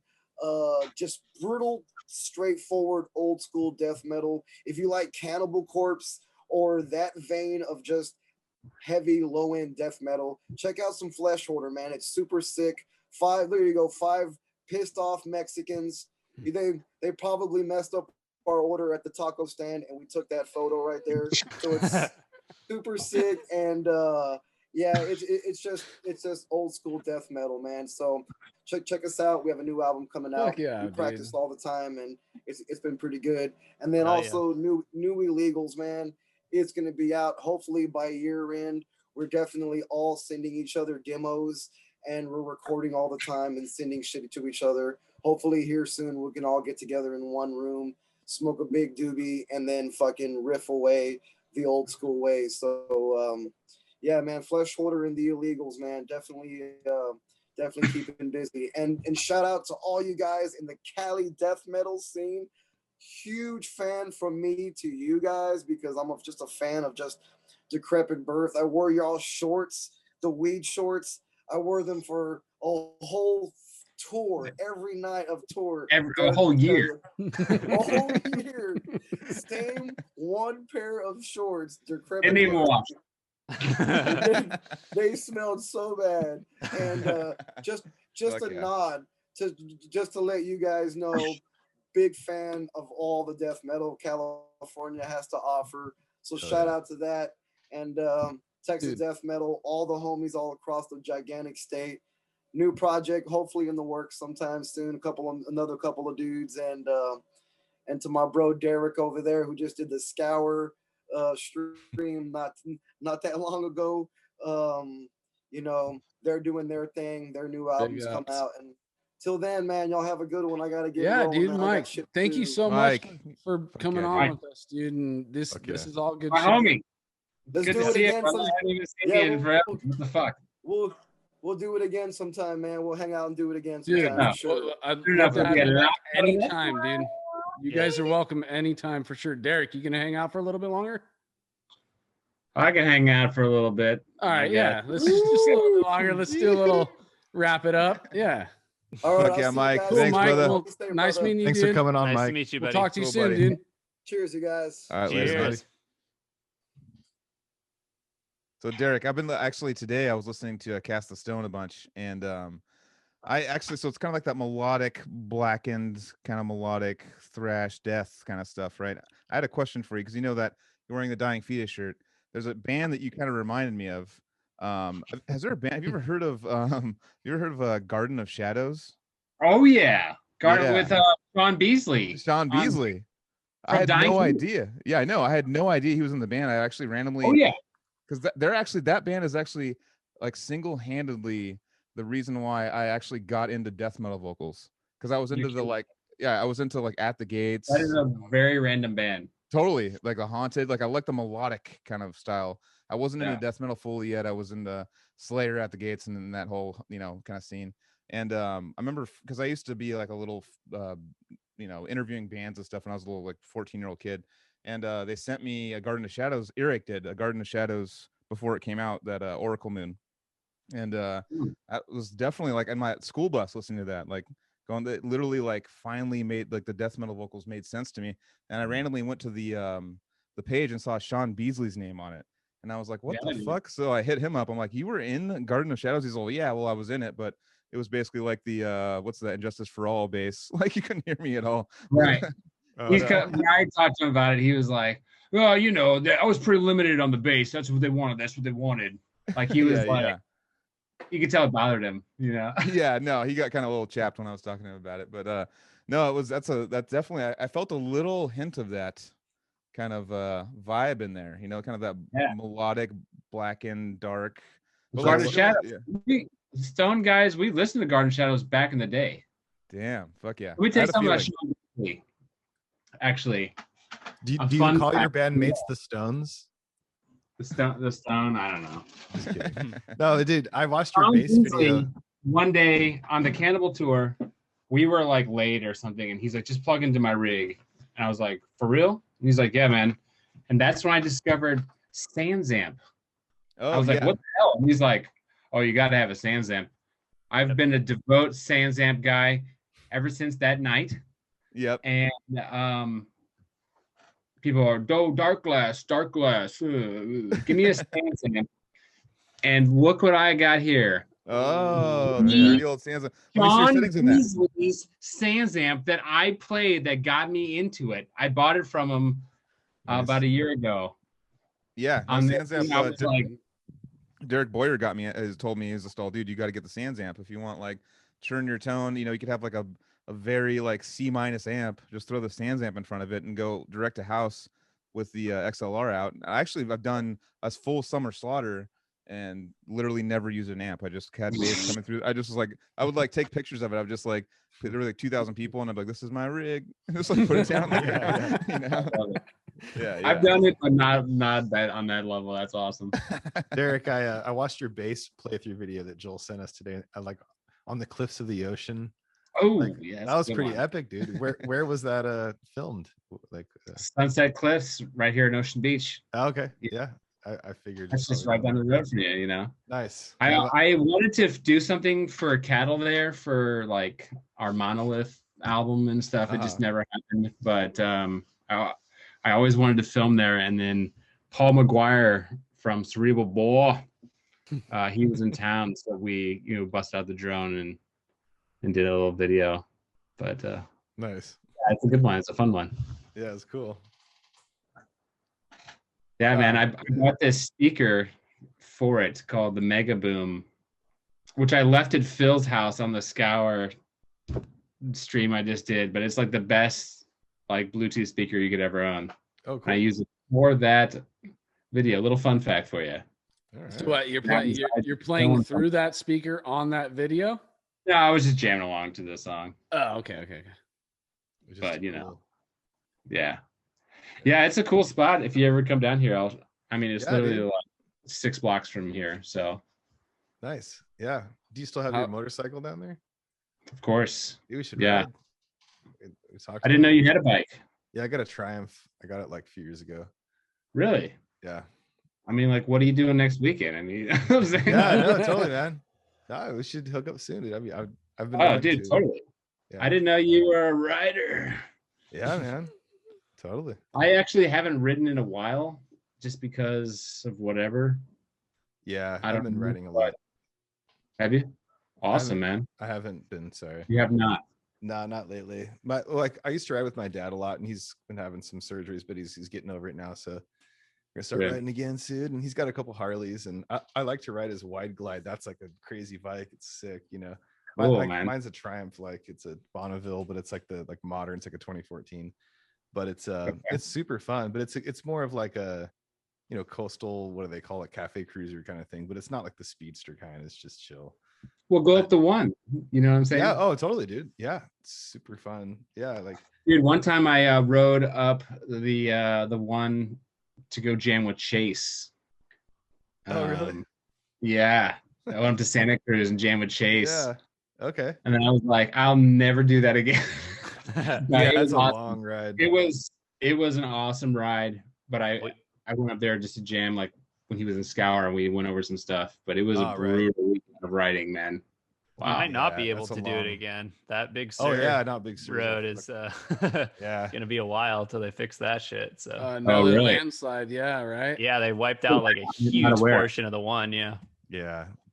That going down before, one, didn't it too? Like that happened to us. Like Dan Eggers and I, 10 minutes after, we were driving to practice in Santa Cruz, and 10 minutes after we drove over the part that gave out, or no, am I saying that right? We were 10 minutes past that spot when it gave out. So we had drove literally 10 minutes. Crazy. Lucky. Before the fucking road gave out into the fucking ocean. And they literally had to like redirect Highway 1 for like 2 years, over 2 years. This is like south of San Francisco up there, like, right? Yeah. Because you guys were coming down. Were you guys like blasting some like decrepit birth or something? And look behind. It's like that movie. There's just like we had just started In Time Begins, and the breakdown and prelude happened, and then the fucking highway came out, dude. So I wanted to bring up a funny story. So I remember Joel and I and Decrepit, we all flew into Berlin, and we're like, all right, so we're gonna like do this tour with the only European tour I ever did, and it was the funnest probably fucking thing I've ever done in my life. So we fly into Berlin. It was a good one. And we're like there, and it's like that round airport, right? You know, and so we're like cruising around, just walking around, and just like, whoa, dude, we're in Germany. This is so cool. And then like we're like, well, the Unmerciful guys are flying in, like, you know, I don't know when they're getting here and all this. And my memory is like we're like after a couple hours, or I don't know how long, we're just like walking around, and then I just see this super tall guy in a cowboy hat, like, and like long hair and like whatever, and I'm just like, that's them, dude. And it was you, like, because it's like there's not a lot of guys at the Berlin airport in cowboy hats, like. Oh, totally. And so what was I doing with my life? Jesus. Oh, it was the best. And we're like, that's when you're a booze hound. What's up, dude? Yes. I hope you can edit that out. Nope. What was I doing with that cowboy hat? Dude, that was so fun. That tour was crazy, dude. Us, Cryptopsy, Decrepit, and Unmerciful in a bus. Like just driving around Europe. I mean, that was the sickest because that bus was nice. Like, remember that bus driver guy?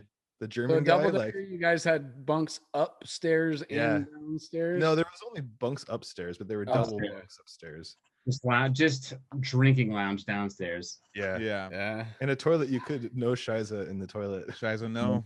Shiza load. Yeah. Oh man. Well, and then it was like the guys from Gate to Hell. Weren't they the Polish guys who had the Gate to Hell? Like the Behemoth guys, right? The Behemoth crew. Behemoth's coming up again on this podcast. The Polish dudes, those guys were cool. They were Kuba, right? Wasn't Kuba one of them? I remember Brovar. Nah, dude, Brovar, yeah, for sure. No, they talk shit to Alex Bent, dude. I don't give a shit. Oh, that was Alex Bent's my home dog right there. Am I mixing up black metal bands? No. You're talking. Oh, about you're thinking the of band. Behemoth. No, we're We're not. talking about their road crew. They're These guys did you are. guys say a different band? I'm sorry.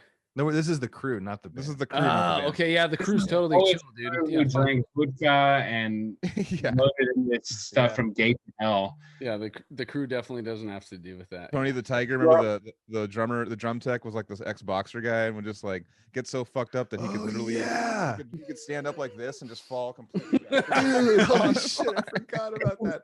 Oh my god, video somewhere on we need YouTube. to Cross explain falling that. for no one. We need to explain that in better detail. That was the craziest shit. He would just stand and then fall back flat on his fucking like head, dude. Yeah. Like just Over and over like again. on the ground. Like what? And it's like they get up and do it again, and we were just like, holy shit, dude. We're My pussies. favorite story of that whole tour That's was nuts. so Cryptopsy had a bunch of alcohol and we didn't get alcohol in our rider, so we would drink it obviously because we like to drink alcohol. And we're in the middle of fucking nowhere and we don't have Kronar or whatever the fuck we were. So we basically they started locking it up with lock and key. And so Oh shit. I remember I got a hold in Slovakia. I got a hold of a very nice pair of lock cutters. I just fucking snapped that shit off and just drank like a bunch of their alcohol, and like it caused this big old fight, like Oh, just a no. big like I blowout didn't know. with Eric. Remember Eric from the bass player? Yeah, because he was kind of like an That was my outspoken. dog right there. Oh Yeah. No, Why didn't you bring this up when we talked about the New Orleans Ivan situation? It's the same exact thing. I probably have brought it up once or something. Oh, but- maybe I did. I don't. That's sorry. because we were kind of like, dude, we can't even have like 3 beers, like what the fuck, like, and we're like in fucking Slovakia, and like we were like, and I was like the alcohol spokesperson, and I was like, you know what, I'm gonna get some fucking. Do you guys have any lock cutters? And the owner of the venue was like, yeah. I was all beep. yeah. Slovakia, dude, that was fun. Remember that? He's like, you guys are like, this is smoking country, Slovakia, and then like, yeah.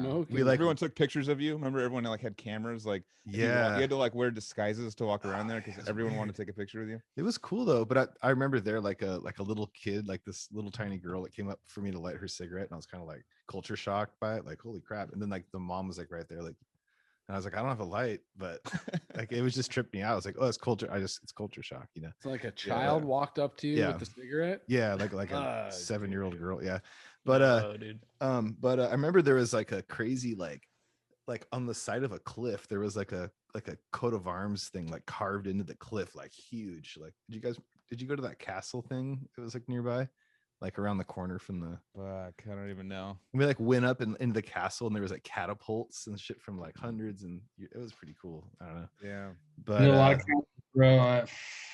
yeah, I remember too many memories. Yeah. Big D was all about Christ hate. Remember Christ hate? That was the hate. So was that your band, or we were trying to remember that? I can't remember. Me and James, 2-man band. Oh okay. yeah, Sick. Okay. We practice 7 days a week, and like, Whoa. if I like took off a day, like King wouldn't talk to me. You know, he was just like, you won't jam. What's wrong with you?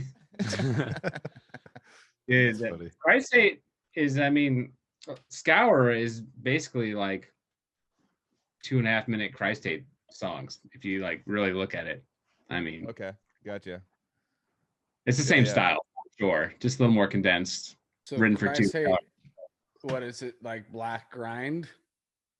If it's shorter than pure buzzsaw blasting blasphemy. Nice. Yeah. We actually have a whole second Christ hate record that was recorded in 2008.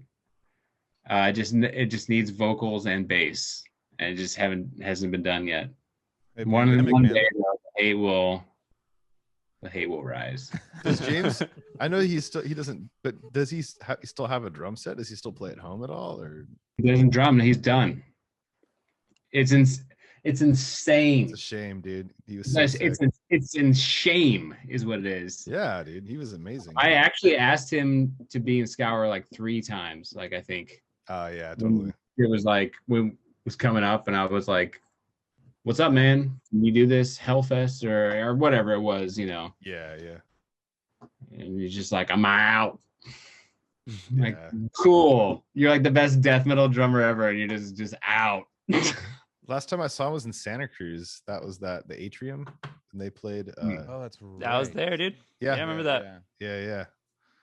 He killed it. And I took some footage from the side, and he's just like, remember, he didn't really play that long. Yeah. Like he wasn't really like he played guitar first, right? And his girlfriend bought him a drum set, and he just like oh, that's got right, really Yeah. good in like 4 years or something, right? Yeah. No. He was in Origin after 1 year of playing drums. Yeah. Origin.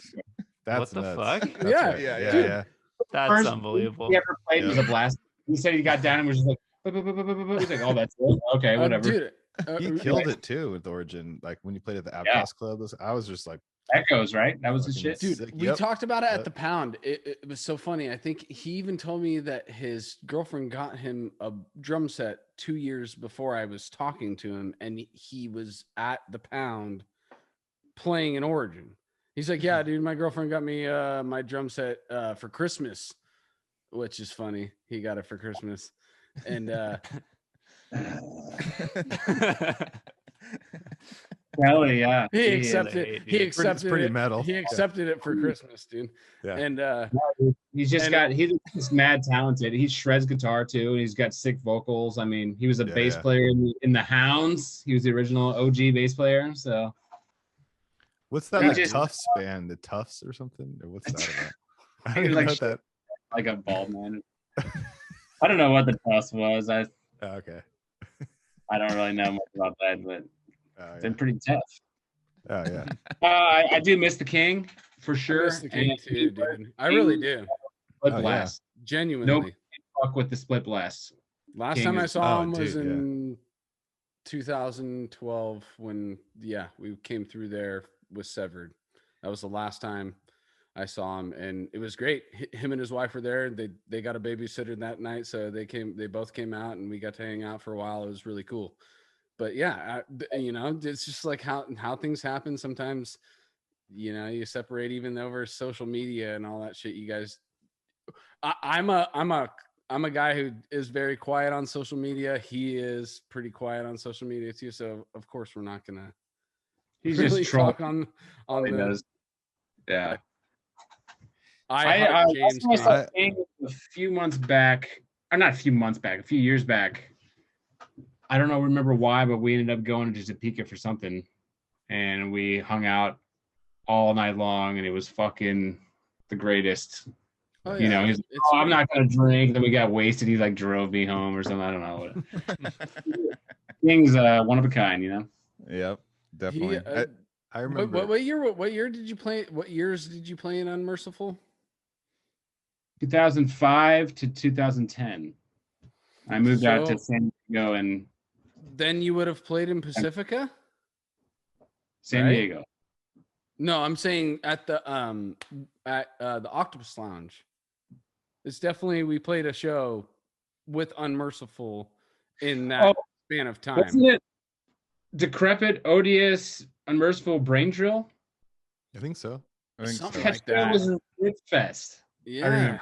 You guys were it was an off date for you guys, and Yeah. we booked like a show in Pacifica Right.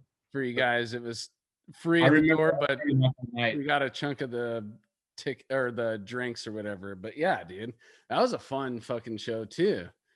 Like bringing around Unmerciful, we always was like, whoa. we did our case of beer and then have to get another case of beer after like our set because we'd already be out. I think I talked over you. I didn't mean to interrupt. We've never interrupted anyone on this podcast before, so The interrupter it's the Believe me, first dude. time it's ever happened. I always get made fun of because my way of interrupting people is just saying real quick. So But then we found out that everyone says that, and it's like on the news and shit. Everybody says real quick. I'm like, God damn, it's everywhere now. I mean, it always was. I don't know. I have no original thoughts. Okay. Are you I just wanted to say, Real Talk by R. Kelly? Oh, what's up, dude? Check it Real out. Talk? My Hey, just- mind's telling me no. All right. The beer's back, all right, guys. By the so way, the rest of Beer's this back. podcast is basically going to be, or this episode is going to be karaoke, and I'm going to put on the first song right now. And Yeah. Um, yeah. I know it's My Prerogative by Bobby Brown. Derek, I'm trying to figure out. I've seen you, I believe. Cattle Decap, Revocation, Artificial Brain. Who was the fourth band on that tour? Do you remember? That was a recent one. Yeah, 2017. I was at the LA show at the Regent Theater the first night of the tour. Artificial Brain, you know, Dan was doing double duty. Mhm. Oh, what's the name of the band? Jesus Christ. Oh, Sorry. don't worry. I think he's got the wolf tattooed on his head, and they're like noise grind. Full of Hell. That's what it was. Yeah, Full of Hell. Anyway, yeah, dude. Boom. I actually don't know that band too well. I think I was outside for that set, but I love Artificial Brain and Revocation, and obviously Cattle Decap, and I remember all your guys' sets. But Shout yeah, out dude. Oleg, Lego. Shout out to Oleg, who we want to get on here. Yes. Just we've danced around your Cattle Decap stint. Can you like talk about joining up with them and how that whole era transpired? Sure. Yeah. So my whole enter to the cattle fold happened originally in 2009 at Maryland Death Fest. I was just there just to party with my Misery Index boys, now the Scour boys, and a bunch of that crew. And I just went there just for fun. And I ran into Dave McGraw, and I was like, oh, who's that bass player up there? Because it was Raw who was filling in on bass versus Troy, the original bass player. Mm-hmm. And I was just like, who is that? And he's like, oh, that's our guy. That's our merch guy. He's filling in. He's like, what's up? And I go, oh, what's up? And he goes, what's up? I was like, what's up? He's like, all right, we'll be in talk, And so he called me, and he's like, yeah, we'd be into having you try out. So I made a little video, and they were into it. And then I flew out, and I stayed with Travis for a couple days and tried out. We played one song, and they're like, yeah, you pretty much got it. I was like, well, cool. Let's do this. So I did like 3 tours with them, and then I decided it was time to move out of Topeka, Kansas, and move to San Diego. I mean, I love my boys in the Merce, Discreet, with a K, and all their crew. But San Diego, it's hard to pass up. So I moved out here in September 15th, 2010. As I was driving in to San Diego, California Love was playing on the radio. Dre was like, from Diego to the Bay. And I was like, oh, shit. But, no doubt, dude. It put you right in your fucking vibe, dude. You're just like, yeah, I'm here. Synchronicity's the shit. I was. And then I went on tour a week later, and I was, did 2 records with the guys, Monolith, Of Inhumanity, Anthropocene Extinction. Some could argue Cattle's best work. I would argue Cattle's best work. I was super stoked on, I did a lot of writing on both records. And if anybody knows like my style, or the bands I've been in, I should say, I think it's pretty evident of what, influences I brought in. But the bass tone I went to battle with Dave Otero, and I'm super stoked on it. Monolith was great, and then Anthropocene, like my bass tone was like can't be fucked with, really. So that's awesome, dude. I mean, I don't know, we did a lot of awesome shit. That's what we want to record with. We were like talking about like how we like. I mean, it just sounds like it's too expensive of a journey for David.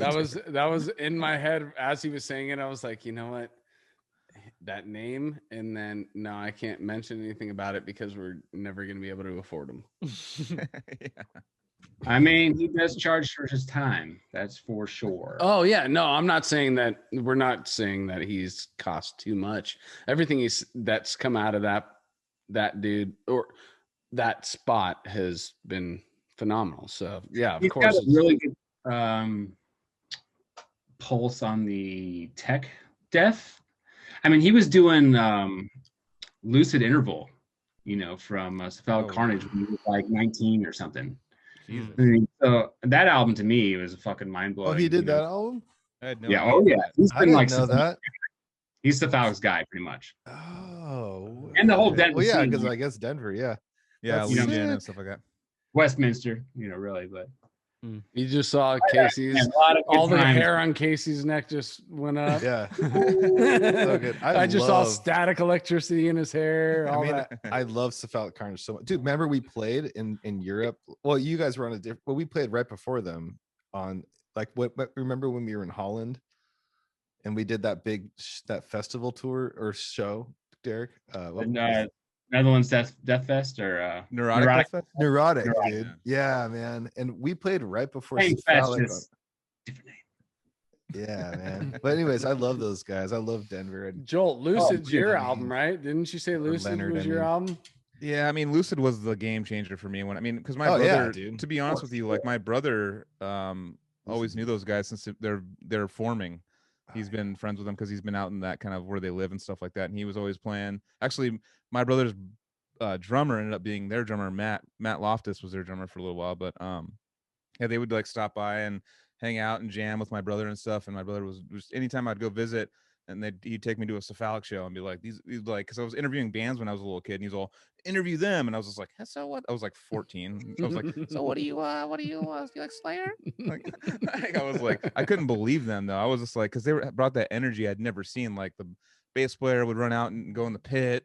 And you know, the Matt dude's the muscle guy. Wait, hold Matt on. The muscle guy. So Matt, yeah, he is. Matt's the muscle guy. That you're talking about, nicest dude in the whole world. I love that. Matt just got his 9th degree, and he got it in his 9th bachelor's degree in astrophysics. He's insane, dude. Yeah. And you know, so I'm not saying this in any bad way. Matt didn't look like a type of person who would have that many degrees.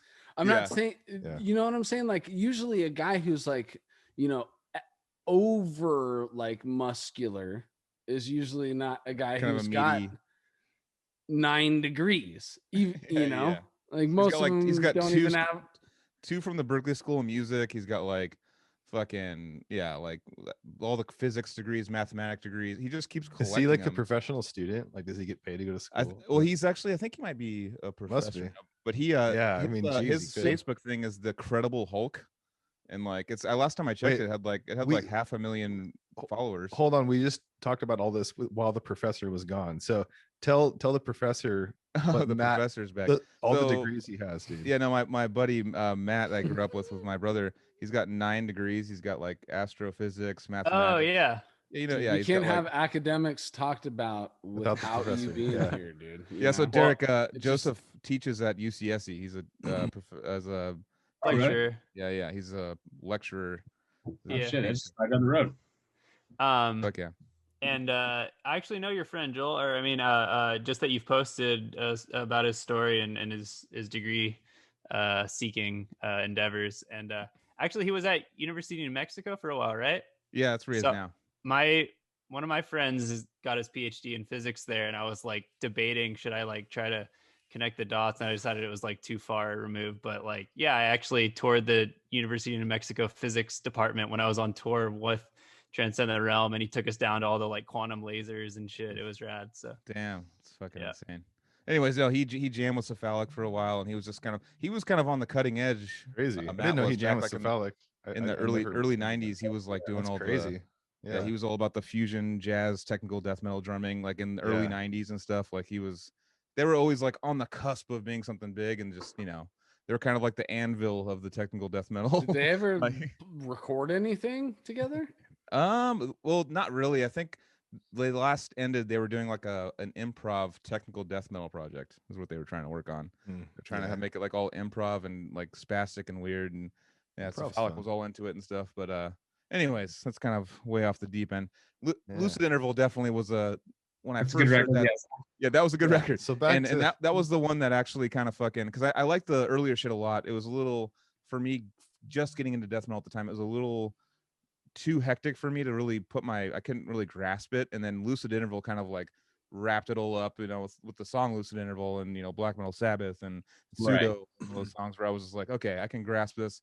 This is like orchestrated madness, and it's super orchestrated, which, you know, I didn't know really at the time. But yeah, no, it really changed my whole life. That album was definitely top. Yeah, it was it changed my life too. Mm-hmm. You know, the bass drops, I think that was the first time I was like, what is going on with a bass drop, you know? And that's Dave O'Tell, 19 years old.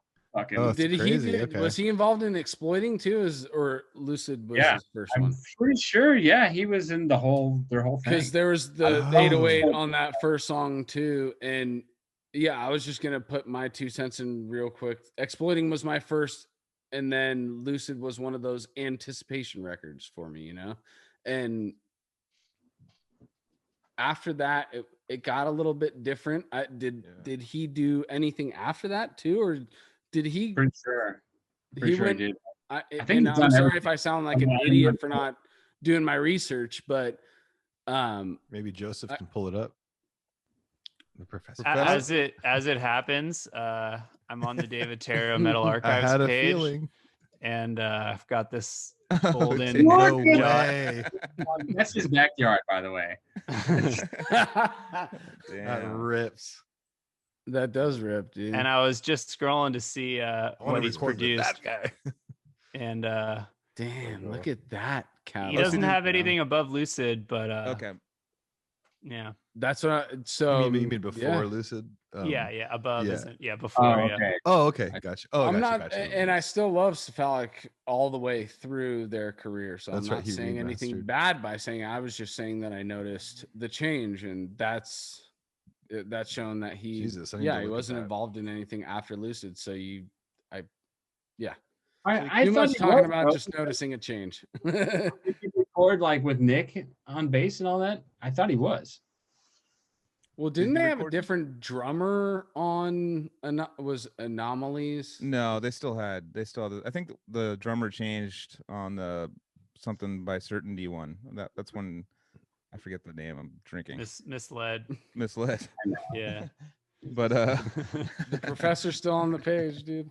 No, it's funny I know when- that album pretty well. That's the one I actually was into the band via. So I thought yeah. the drums cleaned up a lot, but I'm not saying cleaned up in a bad way because I like human, dirtier drums, and that was the cephalic feel, that vibe. Oh yeah, the old Just drum all the is little so close. splashes and stuff, Yeah. Yeah, I I think- think that's 3/4 double bass. On the Yeah. records, it's all John Merriman, but they've had different live drummers. oh, okay. John All the Merriman. records. Am I? Yeah. Oh, okay. Oh, Shit, really? I'm It's always been speaking out John of turn. Merriman on the. Speaking out of turn, dude. Wow, I didn't know that. Yeah. Like the I mean, dude I with could- with the bells. I could fact check this, but I that's I saw Got him the in professor on it. 2000 with the first bloodletting. I was 17. I was just like, dude, cool. This is fucking awesome. I've said that like on every episode almost so far.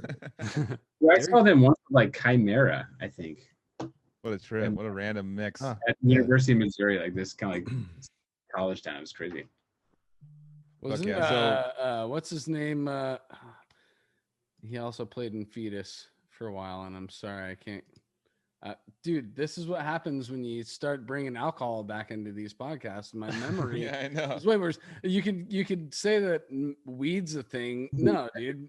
I probably had the best memory in the last 5 weeks, dude. Now I got beer, And I your can't fucking tolerance remember shit. is gone, dude. It is, dude. Sorry. No, if I sound doesn't like matter. an idiot, I'm sorry to anybody. Let it flow. Who cares? Let it roll. Doesn't matter, dude. Well, fuck yeah. I think we should. I mean, what about? So we pretty much should we even get? I think through we the should do cattle? a couple more hours, dude. Personally, kind of down. I'll talk all day. Hey man, we're all in Cali now, so Okay. it's not Okay, like we're in cool. Texas You know, time. or when some shit. Cattle Decapitation was recording Monolith of Inhumanity, I was actually in Lenzig's screen printing shop, ripping screen prints for Silver Surfer vaporizers. Little fun. Oh, that's right. And you guys remember when I said earlier how Origin, the guys in Origin stayed at my house in St. Louis. They asked me if I wanted to join Unmerciful. Well, Yeah. Valid Carnage was also there at my house that night. That's how deep those ties go. That's how deep it runs. No, I love those Party, guys. dude. I love those guys. All of them. Me too. Yeah, Leonard, man. Leonard, Leonard's one of the remember- fucking best people. Like that guy, like would show up. His brother worked We for had some- Breckenridge Brewery, and every time we'd go through like Mhm. fucking Colorado, he would load up. He'd fill up our van with like 200 beers. Like not even kidding. Like just cases, like to where he couldn't even like take all of it. You know, it's like we'd have beer for like 2 days. Right. Yeah, 2 days. So hopefully, Yeah. Yeah. No, that guy's the homie, man. Fuck yeah.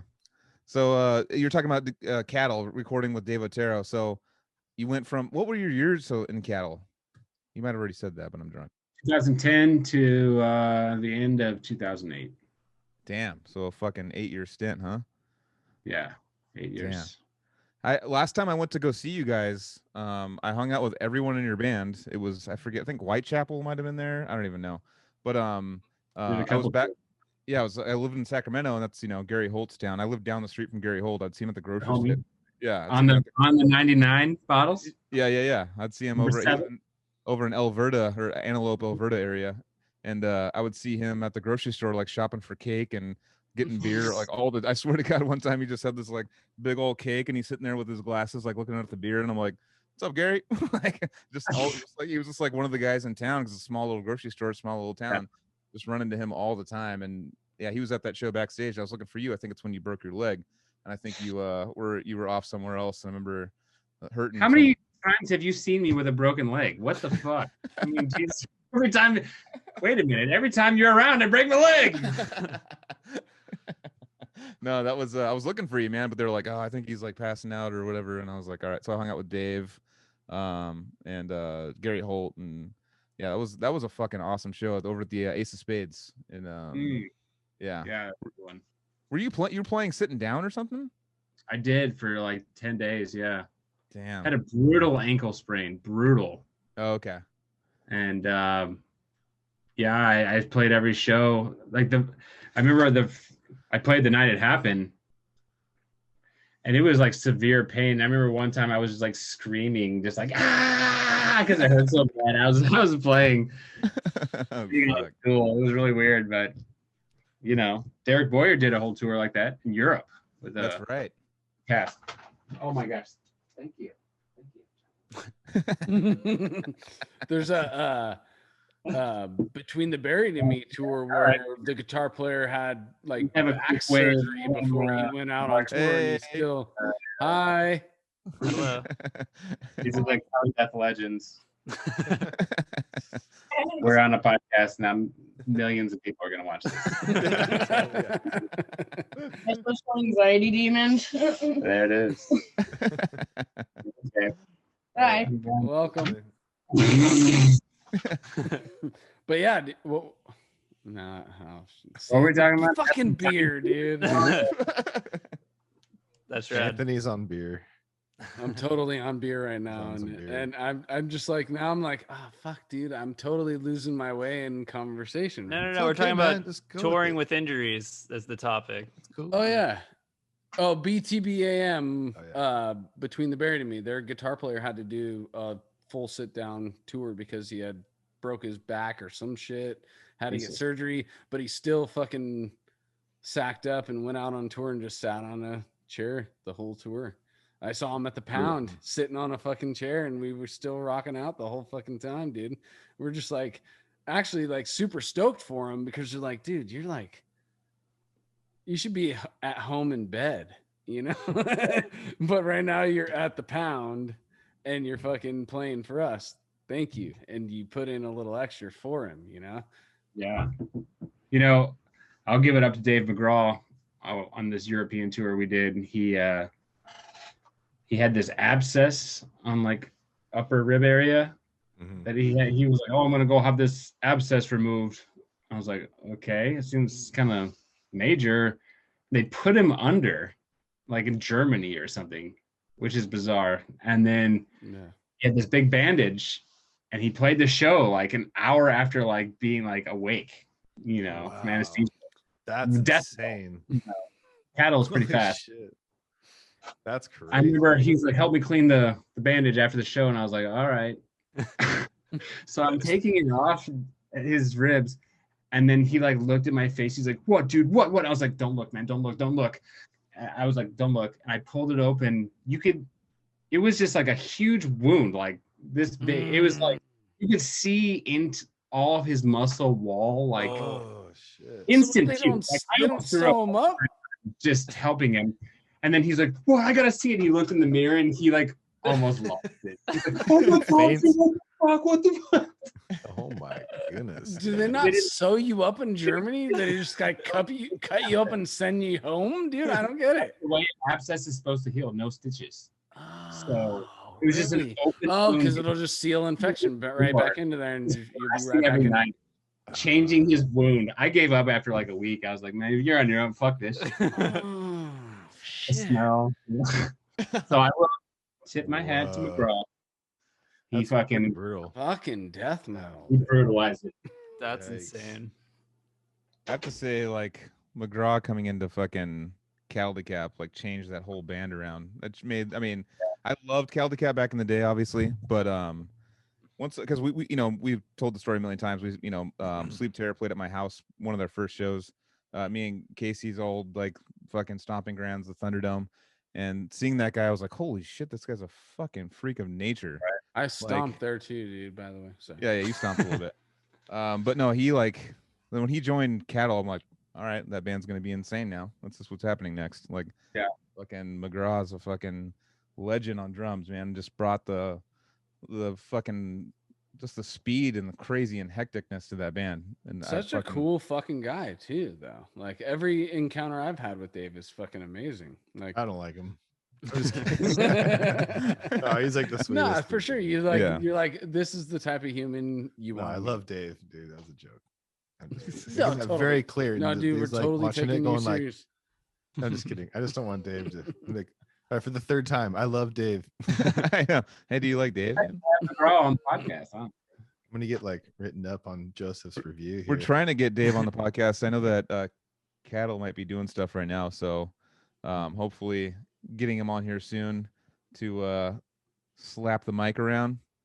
But yeah, no. We'll ask him about the abscess story. That's insane. Yeah, his Hey, side of it. Cheers to the abscess story. You know, fuck. It'll be the first question that we bring up. Yeah. Before we get I just started, started peeling that bandage off, and I was like, Ah. "Oh my god!" Like, damn. you know, we did death metal all we want, but when you see that fucking open wound in your face, ugh. Mm-hmm. Damn, softens a man up. I agree. Well, Pardon not me. to that. I don't agree to that. No, I said Yeah. I was a little late on my saying I agree. I was agreeing to Derek. I wasn't agreeing to you. Agreeing to you. You're a softer fuck man yeah. than me. No, I'm just Um, What are we talking about? Derek, I Anthony just Pasa? yeah. that's what we're talking about. Anthony has finished his beer and you should Oh, probably it's nice keep it's to like a I said, minimum now. going out with the homies, you know. Anthony, there's a mute button. Bottom left. You're an edit, post edit. No, dude. No, The just- button's on this vaporizer right now. Are we just full on Joe Rogan style over here? Yeah, just mixing. Well, No, Joel. I- Never mind. Oh yeah, go ahead, Casey. No, it was stupid anyways. Oh, mine's pretty stupid too. But Derek, Hey, you guys are okay. I'm- Maybe I should pick your I'm guys' mining stuff. my only. So I've never met you, Derek, but my other Derek memory is the Amoeba Records video you did with Travis. I remember that stood out because you're like smiling as you're just talking about these like ridiculous black metal bands that no one's ever heard of, and it just like stood out to me. And that's I've always thought of you as like the happy black metal fan or whatever. I don't know. So Oh, that's crazy. You know Yeah. what? That Amoeba video actually got a lot of hits. Like a lot. I hear that all the time. People are like, "Oh, you turned me on to Dark Funeral and stuff," and I'm like, "Oh, really? And Amoeba Records?" But yeah, that was a good time. I remember we did that the morning after a show. So I think Travis and I had a couple beers the night before, and we were a little surly, but That's we the pushed SoCal amoeba, or the OG and amoeba. Los Angeles, Yeah, yeah. Hollywood, I guess. mhm. It shut down though, didn't it? That's what I heard. Yeah, Yeah. I Thanks, haven't heard that, Cody. but maybe yeah. I think Well, the San I- Francisco one's still going, but I think the LA one either moved or shut down. Yeah, something. I remember seeing an article where something about rent and all that shit. I don't know. Yeah, but no, yeah, the Amoeba, they had a lot of cool like actors and big names on there, so it was really cool to be a part of it. And they gave us like a $75 credit to buy stuff. I think I spent like $200 on top of that on just like records and stuff. But Fuck yeah. You're not. that was a you're not- experience. I would never go there with just a small amount of money. I know I'm going to spend some money if I go to me, but in SF or the LA one too, I've been to both and great experiences. You just have like a couple hours in there. You're going to have a great time, regardless of coming home. We've talked about it several times, like just logos and art and all that kind of shit. Just flipping through all that stuff takes me back to my early, 20s. Adolescence of going and just trying to find new shit, dude. Right. Dude, that's how I found one of the most epic bands ever, Eternal Lies. Are you guys familiar with them? I mean, they put out one album in 2000. Well, they actually just put out another album, but one album in 2000, Spiritual Deception, I think it's called, or something. But I just remember, like you said, thumbing through the catalog, me and my boy Jesse, and we were like, what is this? And it's like perfect melodic death metal. It's like the best melodic death metal. Eternal Lies. I highly recommend it. I got to pull it up right now. I want to check it and out. the bass, the finger player, and the dude shreds all over it. But it's like neoclassical, like. You said it was Eternal Lies? Yeah, I'm listening to it right now in my headphones. Cool. He's always listening. Joel's always into the headphones, yeah. That's right. Yeah, man. Dude, have you heard of Nefast from Brazil? That band is so fucking good. Especially that like, first album, dude. How do you spell it? Is it spelled all weird? It's like Nepasth, I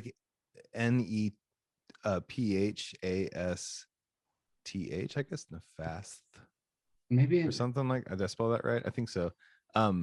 Yeah, My dude, they are their the first album, whatever it's called. I used to have it back in the early 2000s. I had a CD of it. It is so fucking rad. It sounds like Morbid Angel, like Hate Eternal, but like mixed with Christian, like but like better. Like I don't know. It's fucking.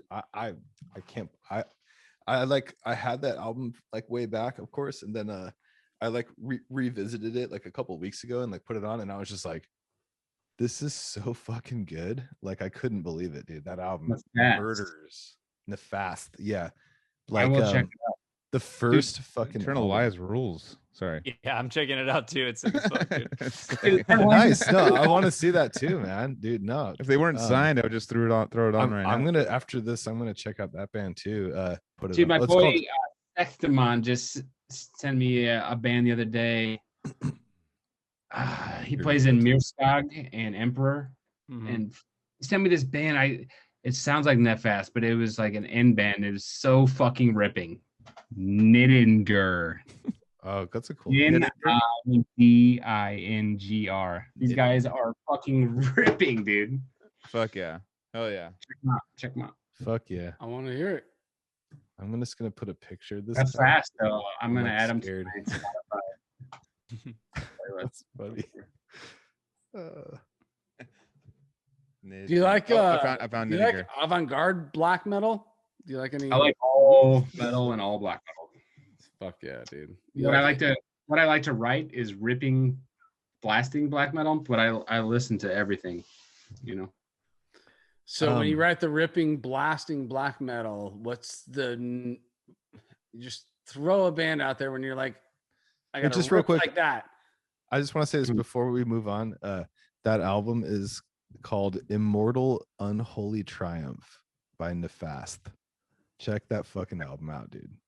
Yeah. Immortal Unholy Triumph. Dude, that album. This Niddinger stuff is fucking rad too. I bet.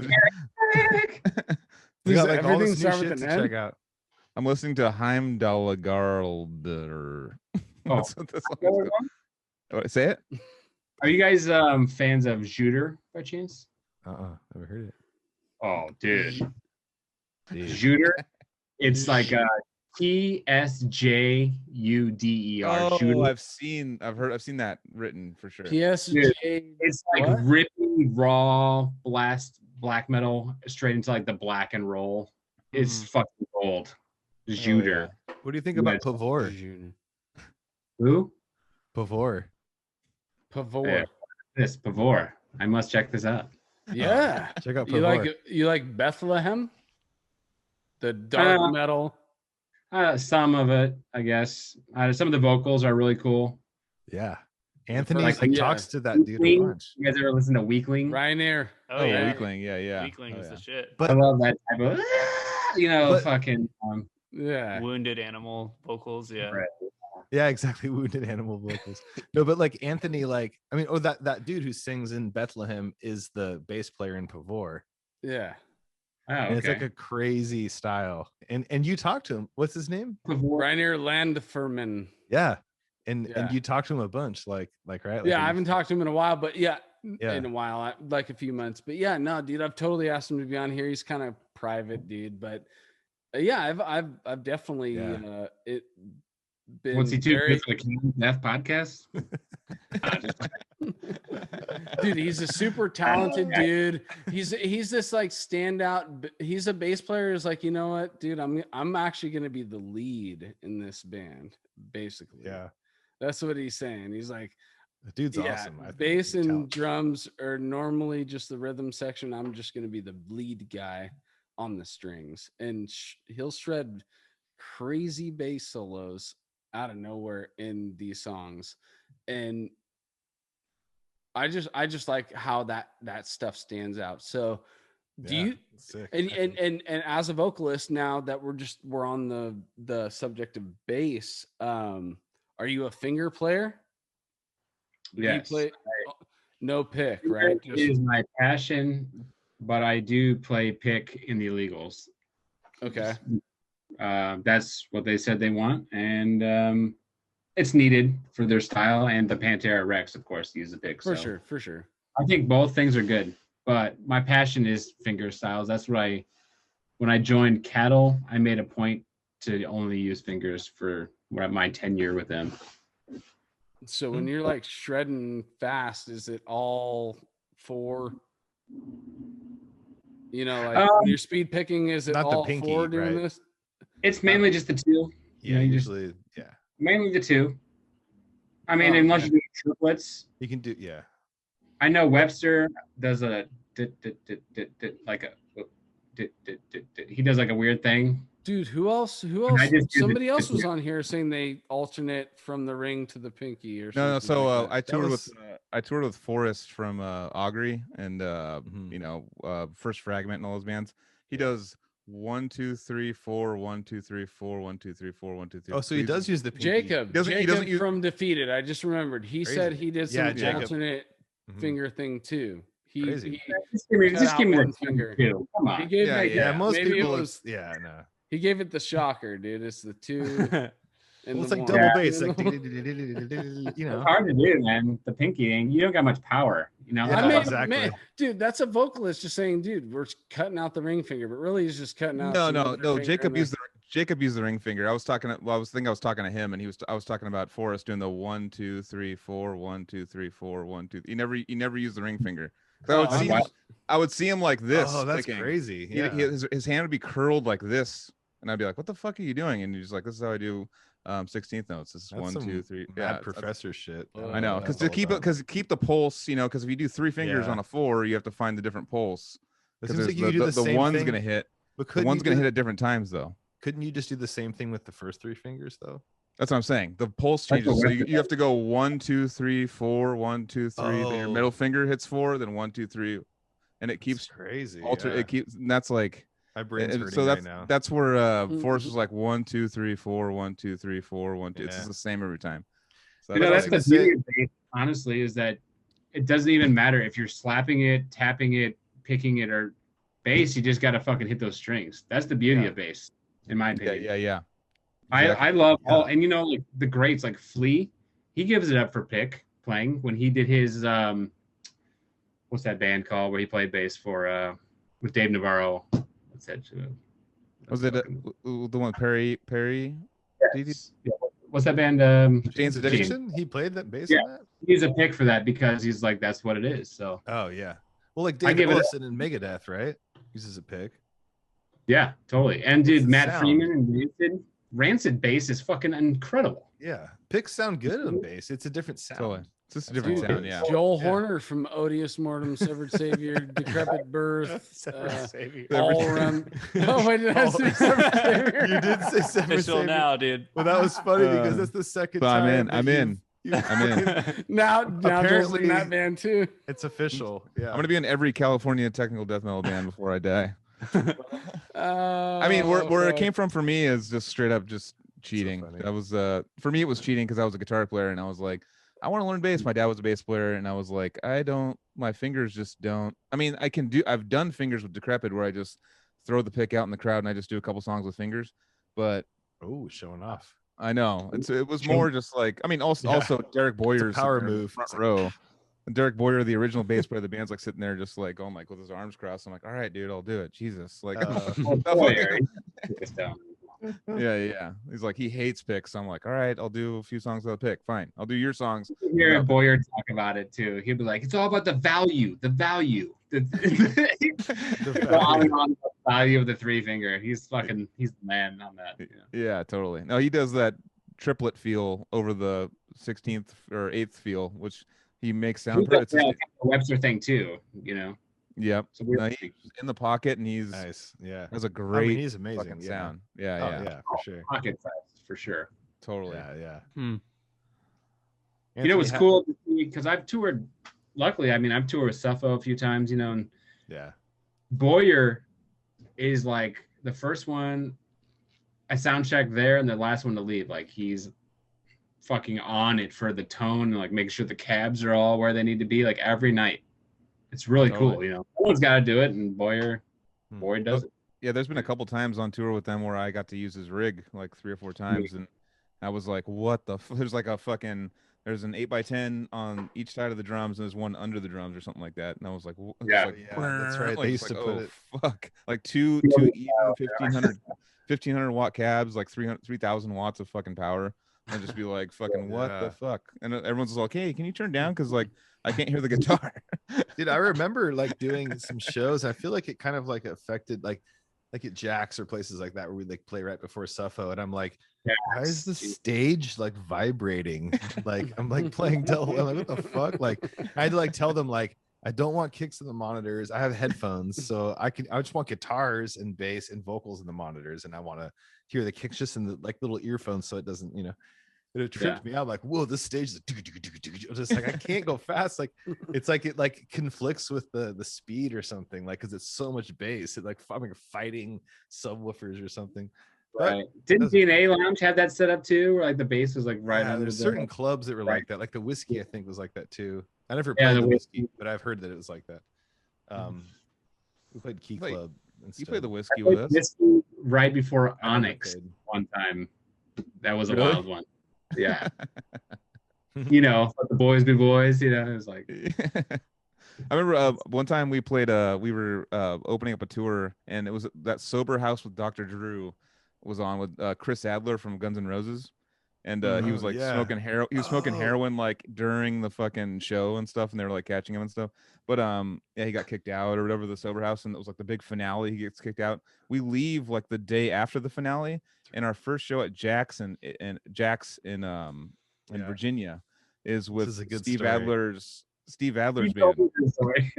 Yeah, and he was the headliner, and we just like Matt went up there and just like smoked a bunch of weed with him, and he's like, man, I just like weed, I don't do heroin, blah blah. He's like sitting there like, and like, I just played a bunch of Guns N' Roses covers, and it was fucking rad. But they played, it was like, all right, so what's that?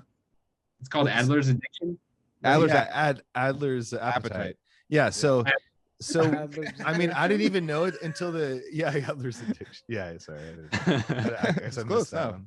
No, but yeah, like it was just funny. Like we just finished the show, and then like we played, and then Suffocation played, and it was so fucking dope. And we're like packing up and all this, and it's like, oh, the next band on, like Adler's Appetite, like like a new show. All these new people come in, and we're like, what the fuck? And it's just like everyone's like chilling, going to the bar, and like we're gonna hang out and watch. And it was like the sickest Guns. I've never seen Guns N' Roses live in my life, but I did that night, basically.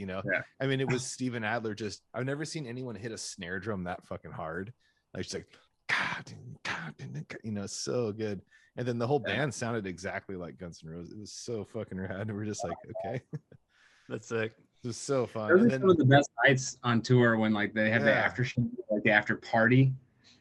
There was this famous time in Spain where Bill Robinson was like doing the wizard dance and like on like the dance floor, and it was, oh my god, it was so funny, dude. After parties are good just because the energy. You're like, you're still, because coming off of like performing, no matter if it's especially if it's a good show, you can't fall asleep anytime soon. So it's like we gotta tone it down, but we gotta bring it down slowly with an after party. Fuck yeah. Well, we talked before, Anthony, about that time with the gothic industrial kind of party that came in was it the knitting factory, and it was knitting like factory, and that bondage and people and it was naked, crazy. Like... It was definitely a wild show, but it was actually still cool. It was awesome though. We were like hanging out with everybody, like partying, like that's what I'm saying. Like it was two totally different camps of people that all the knitting factory did was just lift the veil between the two. Oh yeah, it was opening the doors, and then everything can, mingles and mixes, and everybody realizes like, yo, we're all still humans, and let's continue this party. Dude. And now we have options. You want to go and just dance and fuck around and have drinks, you go here. You want to go see some crazy shit, come into the fucking front room, Fuck yeah. No, totally, dude. And so that's Hollywood for you. And but then Derek, do you remember, and Joel just got back, so do you remember Berlin, the first night we like were there, and we went to that gothic like industrial Berlin, that show at the, what was it, the K17 or whatever that club was called. We played there the night before. Was that the name of the club? Yes. I nailed it. Damn, I nailed it. That band that played there, like, it's a suicide. Yeah, it was like, yeah, totally. Yeah, it's a suicide. It was like full on, like do us, like, no fire, but it was like, it was all just super German industrial. I was fucking. I mean, I'm a big fan of like Nine Inch Nails and Skinny Puppy and shit like that. I love Rammstein. Oh yeah, Rammstein. I love Rammstein also. Oh yeah, me too. They're fucking sick. The best album 2019, if you ask me. No, that was up there for me. Joel got me into them more recently because I knew Du Hast, but then I wanted to go see him in concert. Like that Deutschland song, that video, Deutschland. I had tickets before. Yeah, that is a good video. Yeah, we had tickets too. Me and my roommate Trevor, one of my best friends, we had tickets for LA. We had like really good tickets for it. And I've seen you there. I know. Yeah, that's a bummer because it's $2 million. One of my buddies. Dude, that was a fun night though. Sorry, I'm interrupting. Oh, no. I said one of my buddies was like works for them, and he said they cost $2 million a night to put on that show. Like for all the fun. That makes sense. That's insane. I mean, and if you see those, like there's like 45 big rigs or something like that they had need, or even more than that maybe. But yeah, it's insane, dude. $2 million. $2 million a night. Yeah. That's what it costs to put on the show, dude. It's like have you seen that? Have you seen their setup? No, I know, but I know it's insane, but that's a lot of money. It takes a week to set their stage up. A week. So they can't tour like every night, right? No, they have like 4 or 5 stages, or they have like 4 or 5 groups of those 45 fucking big rigs that are ahead of each other that are setting up the next shows. No way. Yeah. They have that every night in a different city. That it takes a week to set up. Yep. Not every night, but like, probably 3 or 4 nights a week. Yeah. How fucking rich are these dudes, dude? Dude, they're killing it, man. They'll sell out a fucking the biggest venue in the world in fucking 3 minutes. Like they're probably the biggest metal band. All right. Well, I guess we don't need to like hype them up much more, but yeah. I mean, Metallica dude. Maybe, but I mean, I don't know though. But people want to see the Rammstein thing. It's not music wise. People aren't really caring about Metallica. Rammstein. You're insane. No, I swear to because Metallica brings home. They were saying like 1.5 million a night or door or something like that, and they cost $2 million a night to set up. So I don't know. They're playing like seems a little. They're playing like the 70 to 80,000 venue or population places. I can't think of the word, but Metallica's playing the arenas 17,000 to 20,000. Metallica's got to be way bigger than Rammstein, though. Well, I mean, it's Metallica. I mean, maybe, but I mean, I don't know. Coming back into this, I'm just gonna say Metallica is the only band that has played all 7 continents Yeah. Is they there played in seven- Antarctica for Christ's sake? 1 year. Yeah. I'm talking about today. If you were to put Metallica and Let's call Rammstein- Antarctica right now. Are they going to set up a Rammstein fucking pyrotechnic dildo shooting fucking live show on Antarctica right now? That Tell would me, be Joel. pretty cool, actually. All right, I'm That'd gonna be like- share. All right. some- Here's a question: if you've got Rammstein, Metallica, and Iron Maiden, what's the running order of bands? Well, no, it's gonna be Metallica for sure. Number one, Iron Maiden. Yeah, I mean, would say like Metallica, musically, Iron Maiden, would be Rammstein. one. Musically, to Well, me. there's a but- respect I order. mean, I where it's- love Metallica. I mean, all There's the a res- great music. Well, I but mean, no, I think like, Metallica's the biggest band that's ever in metal. That'll Yeah. ever. I mean, But selling wise, they're the Garth Brooks of metal, you know. Yeah. I mean, selling wise, they're up in the top 10 of all time of all bands. So Yeah, they're ridiculous. pretty hard to fuck with Yeah. that. I'm just saying right now, because the hype of Rammstein's stage setup, that their tickets sell out. And like I had a chance to get Metallica Yeah. tickets for a 17,000 person venue 4 or 5 days into it. They were still on sale for because they were $350 a piece for Mhm. like fucking nosebleeds. So people were like, fuck Damn, this. And people weren't doing it. So Rammstein goes to a 70,000 person thing. They offer them to, $100 to maybe, $600 for their range, and they're gone in 3 minutes. So it's like, So, To in me, your it's- opinion, is their live show better than a Metallica live show? oh yeah, it's not All even right. close. And I mean, I guess I can just because I Well, don't not really have a musically, horse in per this se. race. Yeah, but not to be musically, honest, not dude. musically. It's I'm talking about surprising- visually. Visually. It's like, yeah, I mean, but it's, I don't know, do it's have just- a horse in this race, and it's fucking Metallica. But I'm saying, well, dude, you're talking. It's like comparing. I know Metallica's way better musically for me and way more influential and done way more for everyone than Rammstein has. But Rammstein has that kind of like Super Bowl show that's every night that they're bringing. That's just like fire everywhere, explosions, Yeah, fucking bows and arrows that are fucking shooting shit. and it's like Kiss. yeah, but times like a million. Guitar Tone, though. Can't fuck with that. That you can't fuck Yeah, with it. yeah. No, for Gojira's sure. guitar tone too. Fuck, you guys were talking about Gojira earlier. Like that guitar tone Gojira's live. Super sick. They got a hell of a stage setup too, though. They got the nitrogen. Yep. Is it nitrogen? No. I'm sorry. The CO2 sprayers.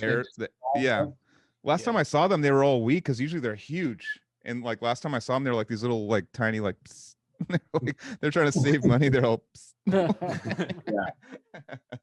No, but no, they're always fucking super. Well, it heavy. depends. Honestly, I didn't realize this until I talked to the crew. But like, it depends on the size of the room. Like, if it's an outdoor fest, you can be like, but if you do it in a small room, it sucks all the oxygen out or does something crazy where you can't breathe as well. So Oh, they have to got just- it.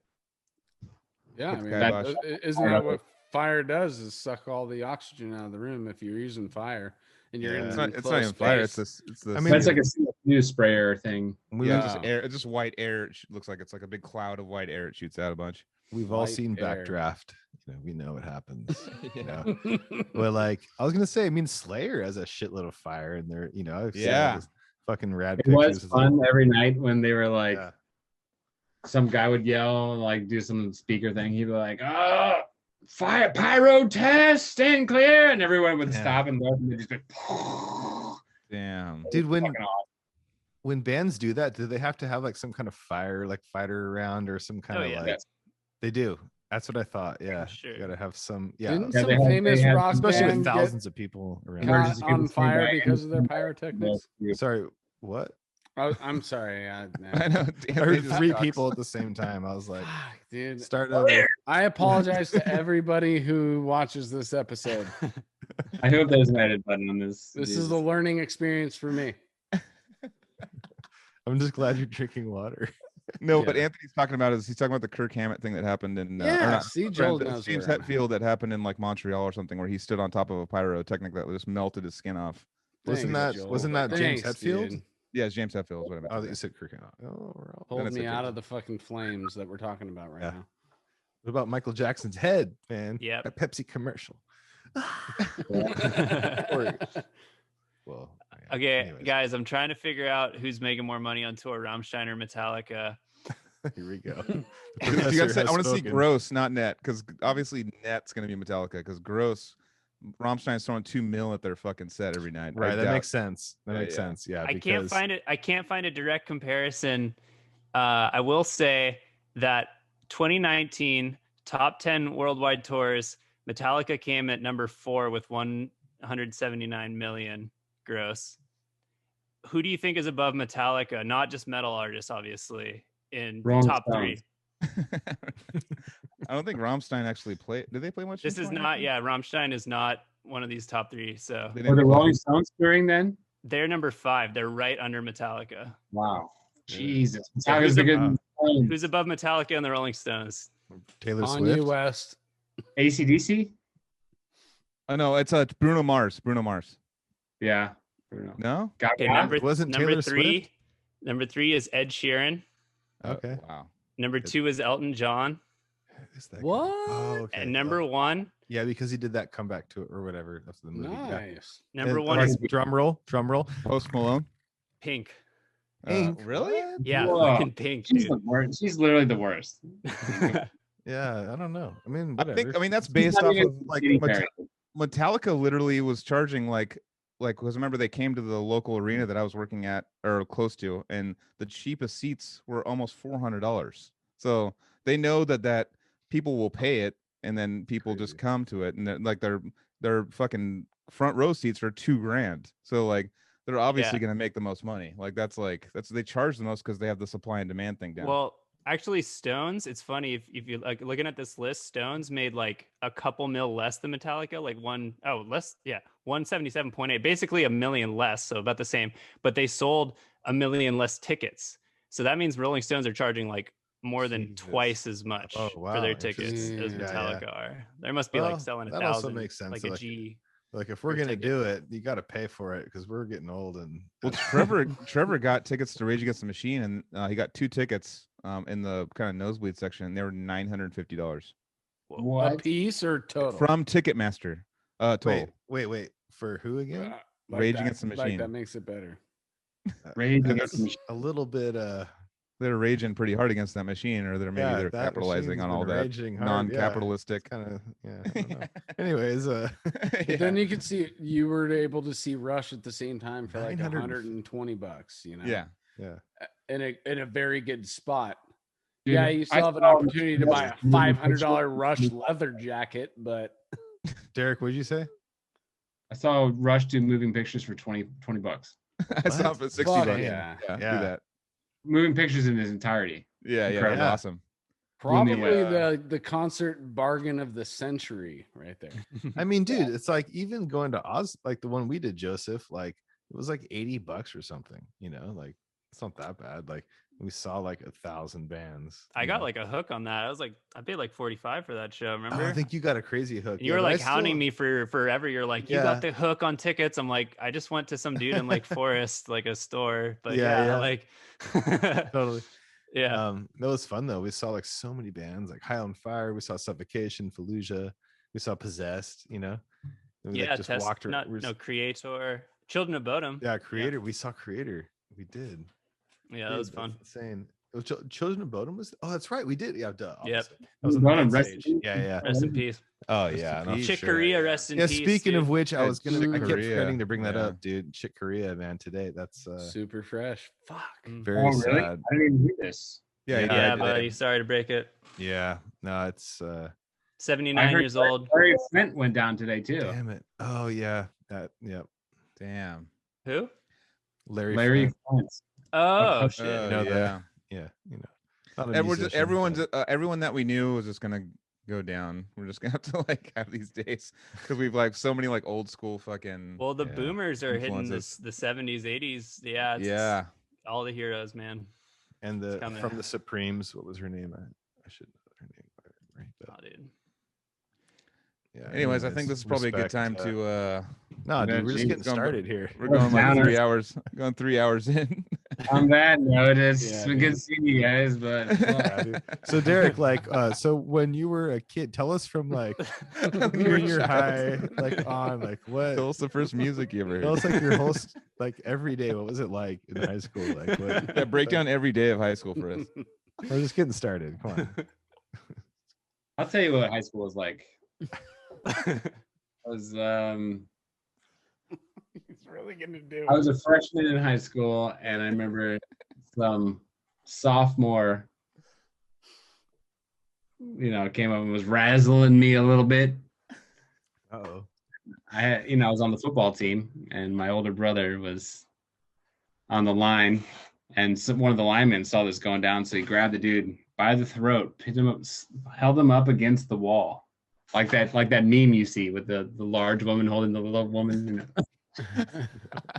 Totally the same way, and he totally had my back. And then when the dude left, my brother's friend punched me in the stomach and said, "Get out of here, Engemann." That's what's missing in the world today. They got your back, but they're still gonna fucking give you a little shit. I think I had it good. Oh yeah. Tough love going on. Yeah, That's for sure. perfect.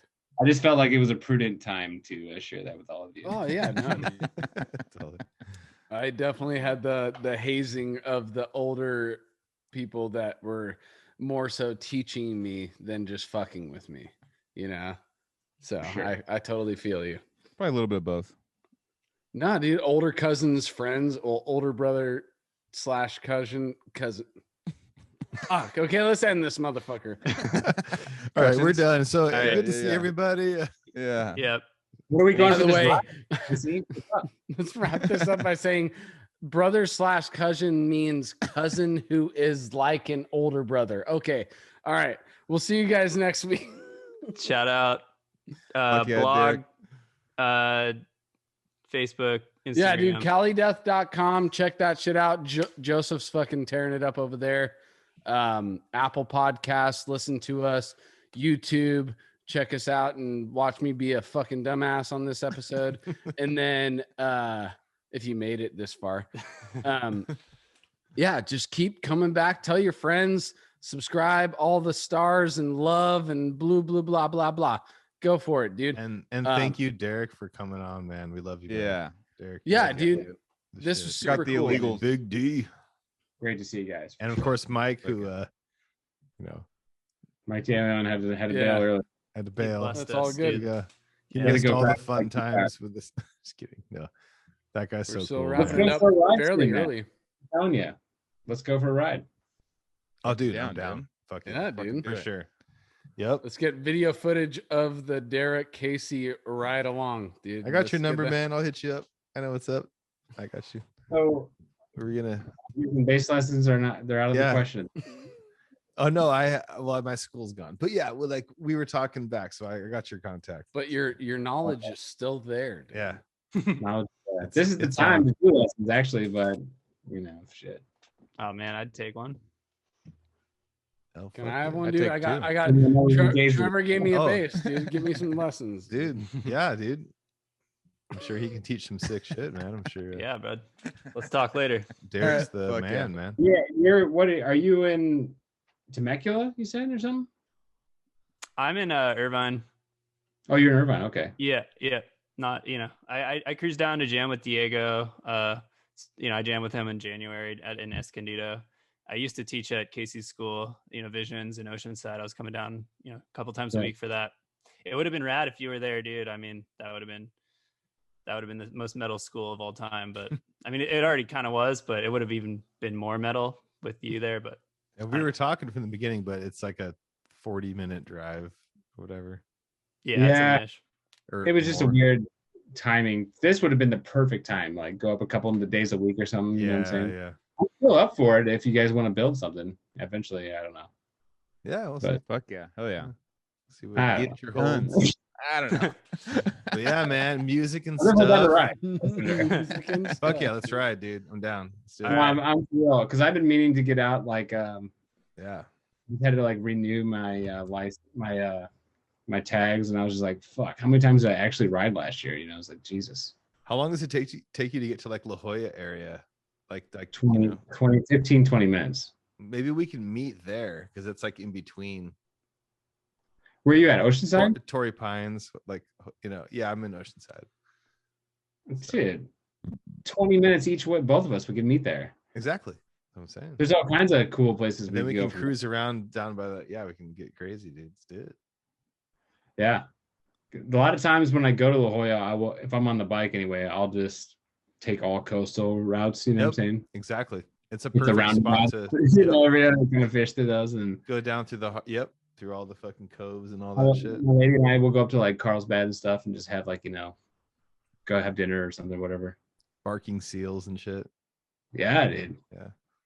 I'm down. It's That sounds cool when fun. you're coming down from La Jolla and you're going down the one, you're going down that huge slope, and they just got that huge ocean view right there. Maybe you're familiar Fuck with yeah. it, but Yeah. No, I know. that one little stretch, right Oh, before yeah. Del Mar and stuff is fucking so sick. Hell yeah, dude. That sounds I'm awesome. down anytime. Let's Let me do it. know. I'm down. Fuck Yeah.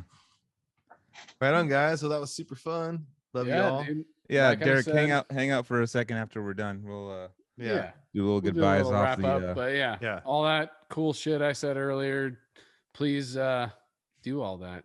Give us some give us some love on the interwebs, dude. Yep. It Yeah, dude. helps us. Fuck Most yeah. definitely helps us. If you guys do edit, hit hard on that edit button. No, dude, this one's going full out there, dude. Whatever I said, Well, I don't give a shit, so you shouldn't give a shit. I think I'm the worst one on this one, so it's all good. like you guys are bringing back drawing up a bunch of old school history, even from Mike Deleon I've never heard before and stuff. Yeah, Yeah. Yeah. Pretty wild. Yeah. Fuck yeah. That's For the cool, So dude. fun. Well, let's do an Basically, episode 2. back about 2 years in a small aluminum tube, and now here we are. I learned all this kind of cool stuff. totally That's Yeah, awesome, dude. dude. Fuck yeah. Hell yeah. Well, man, we loved having you on, and Yeah, let's do dude. this again. And great times. Fuck yeah, dude. Come back next week. We'll definitely have some more for you. Thanks, guys.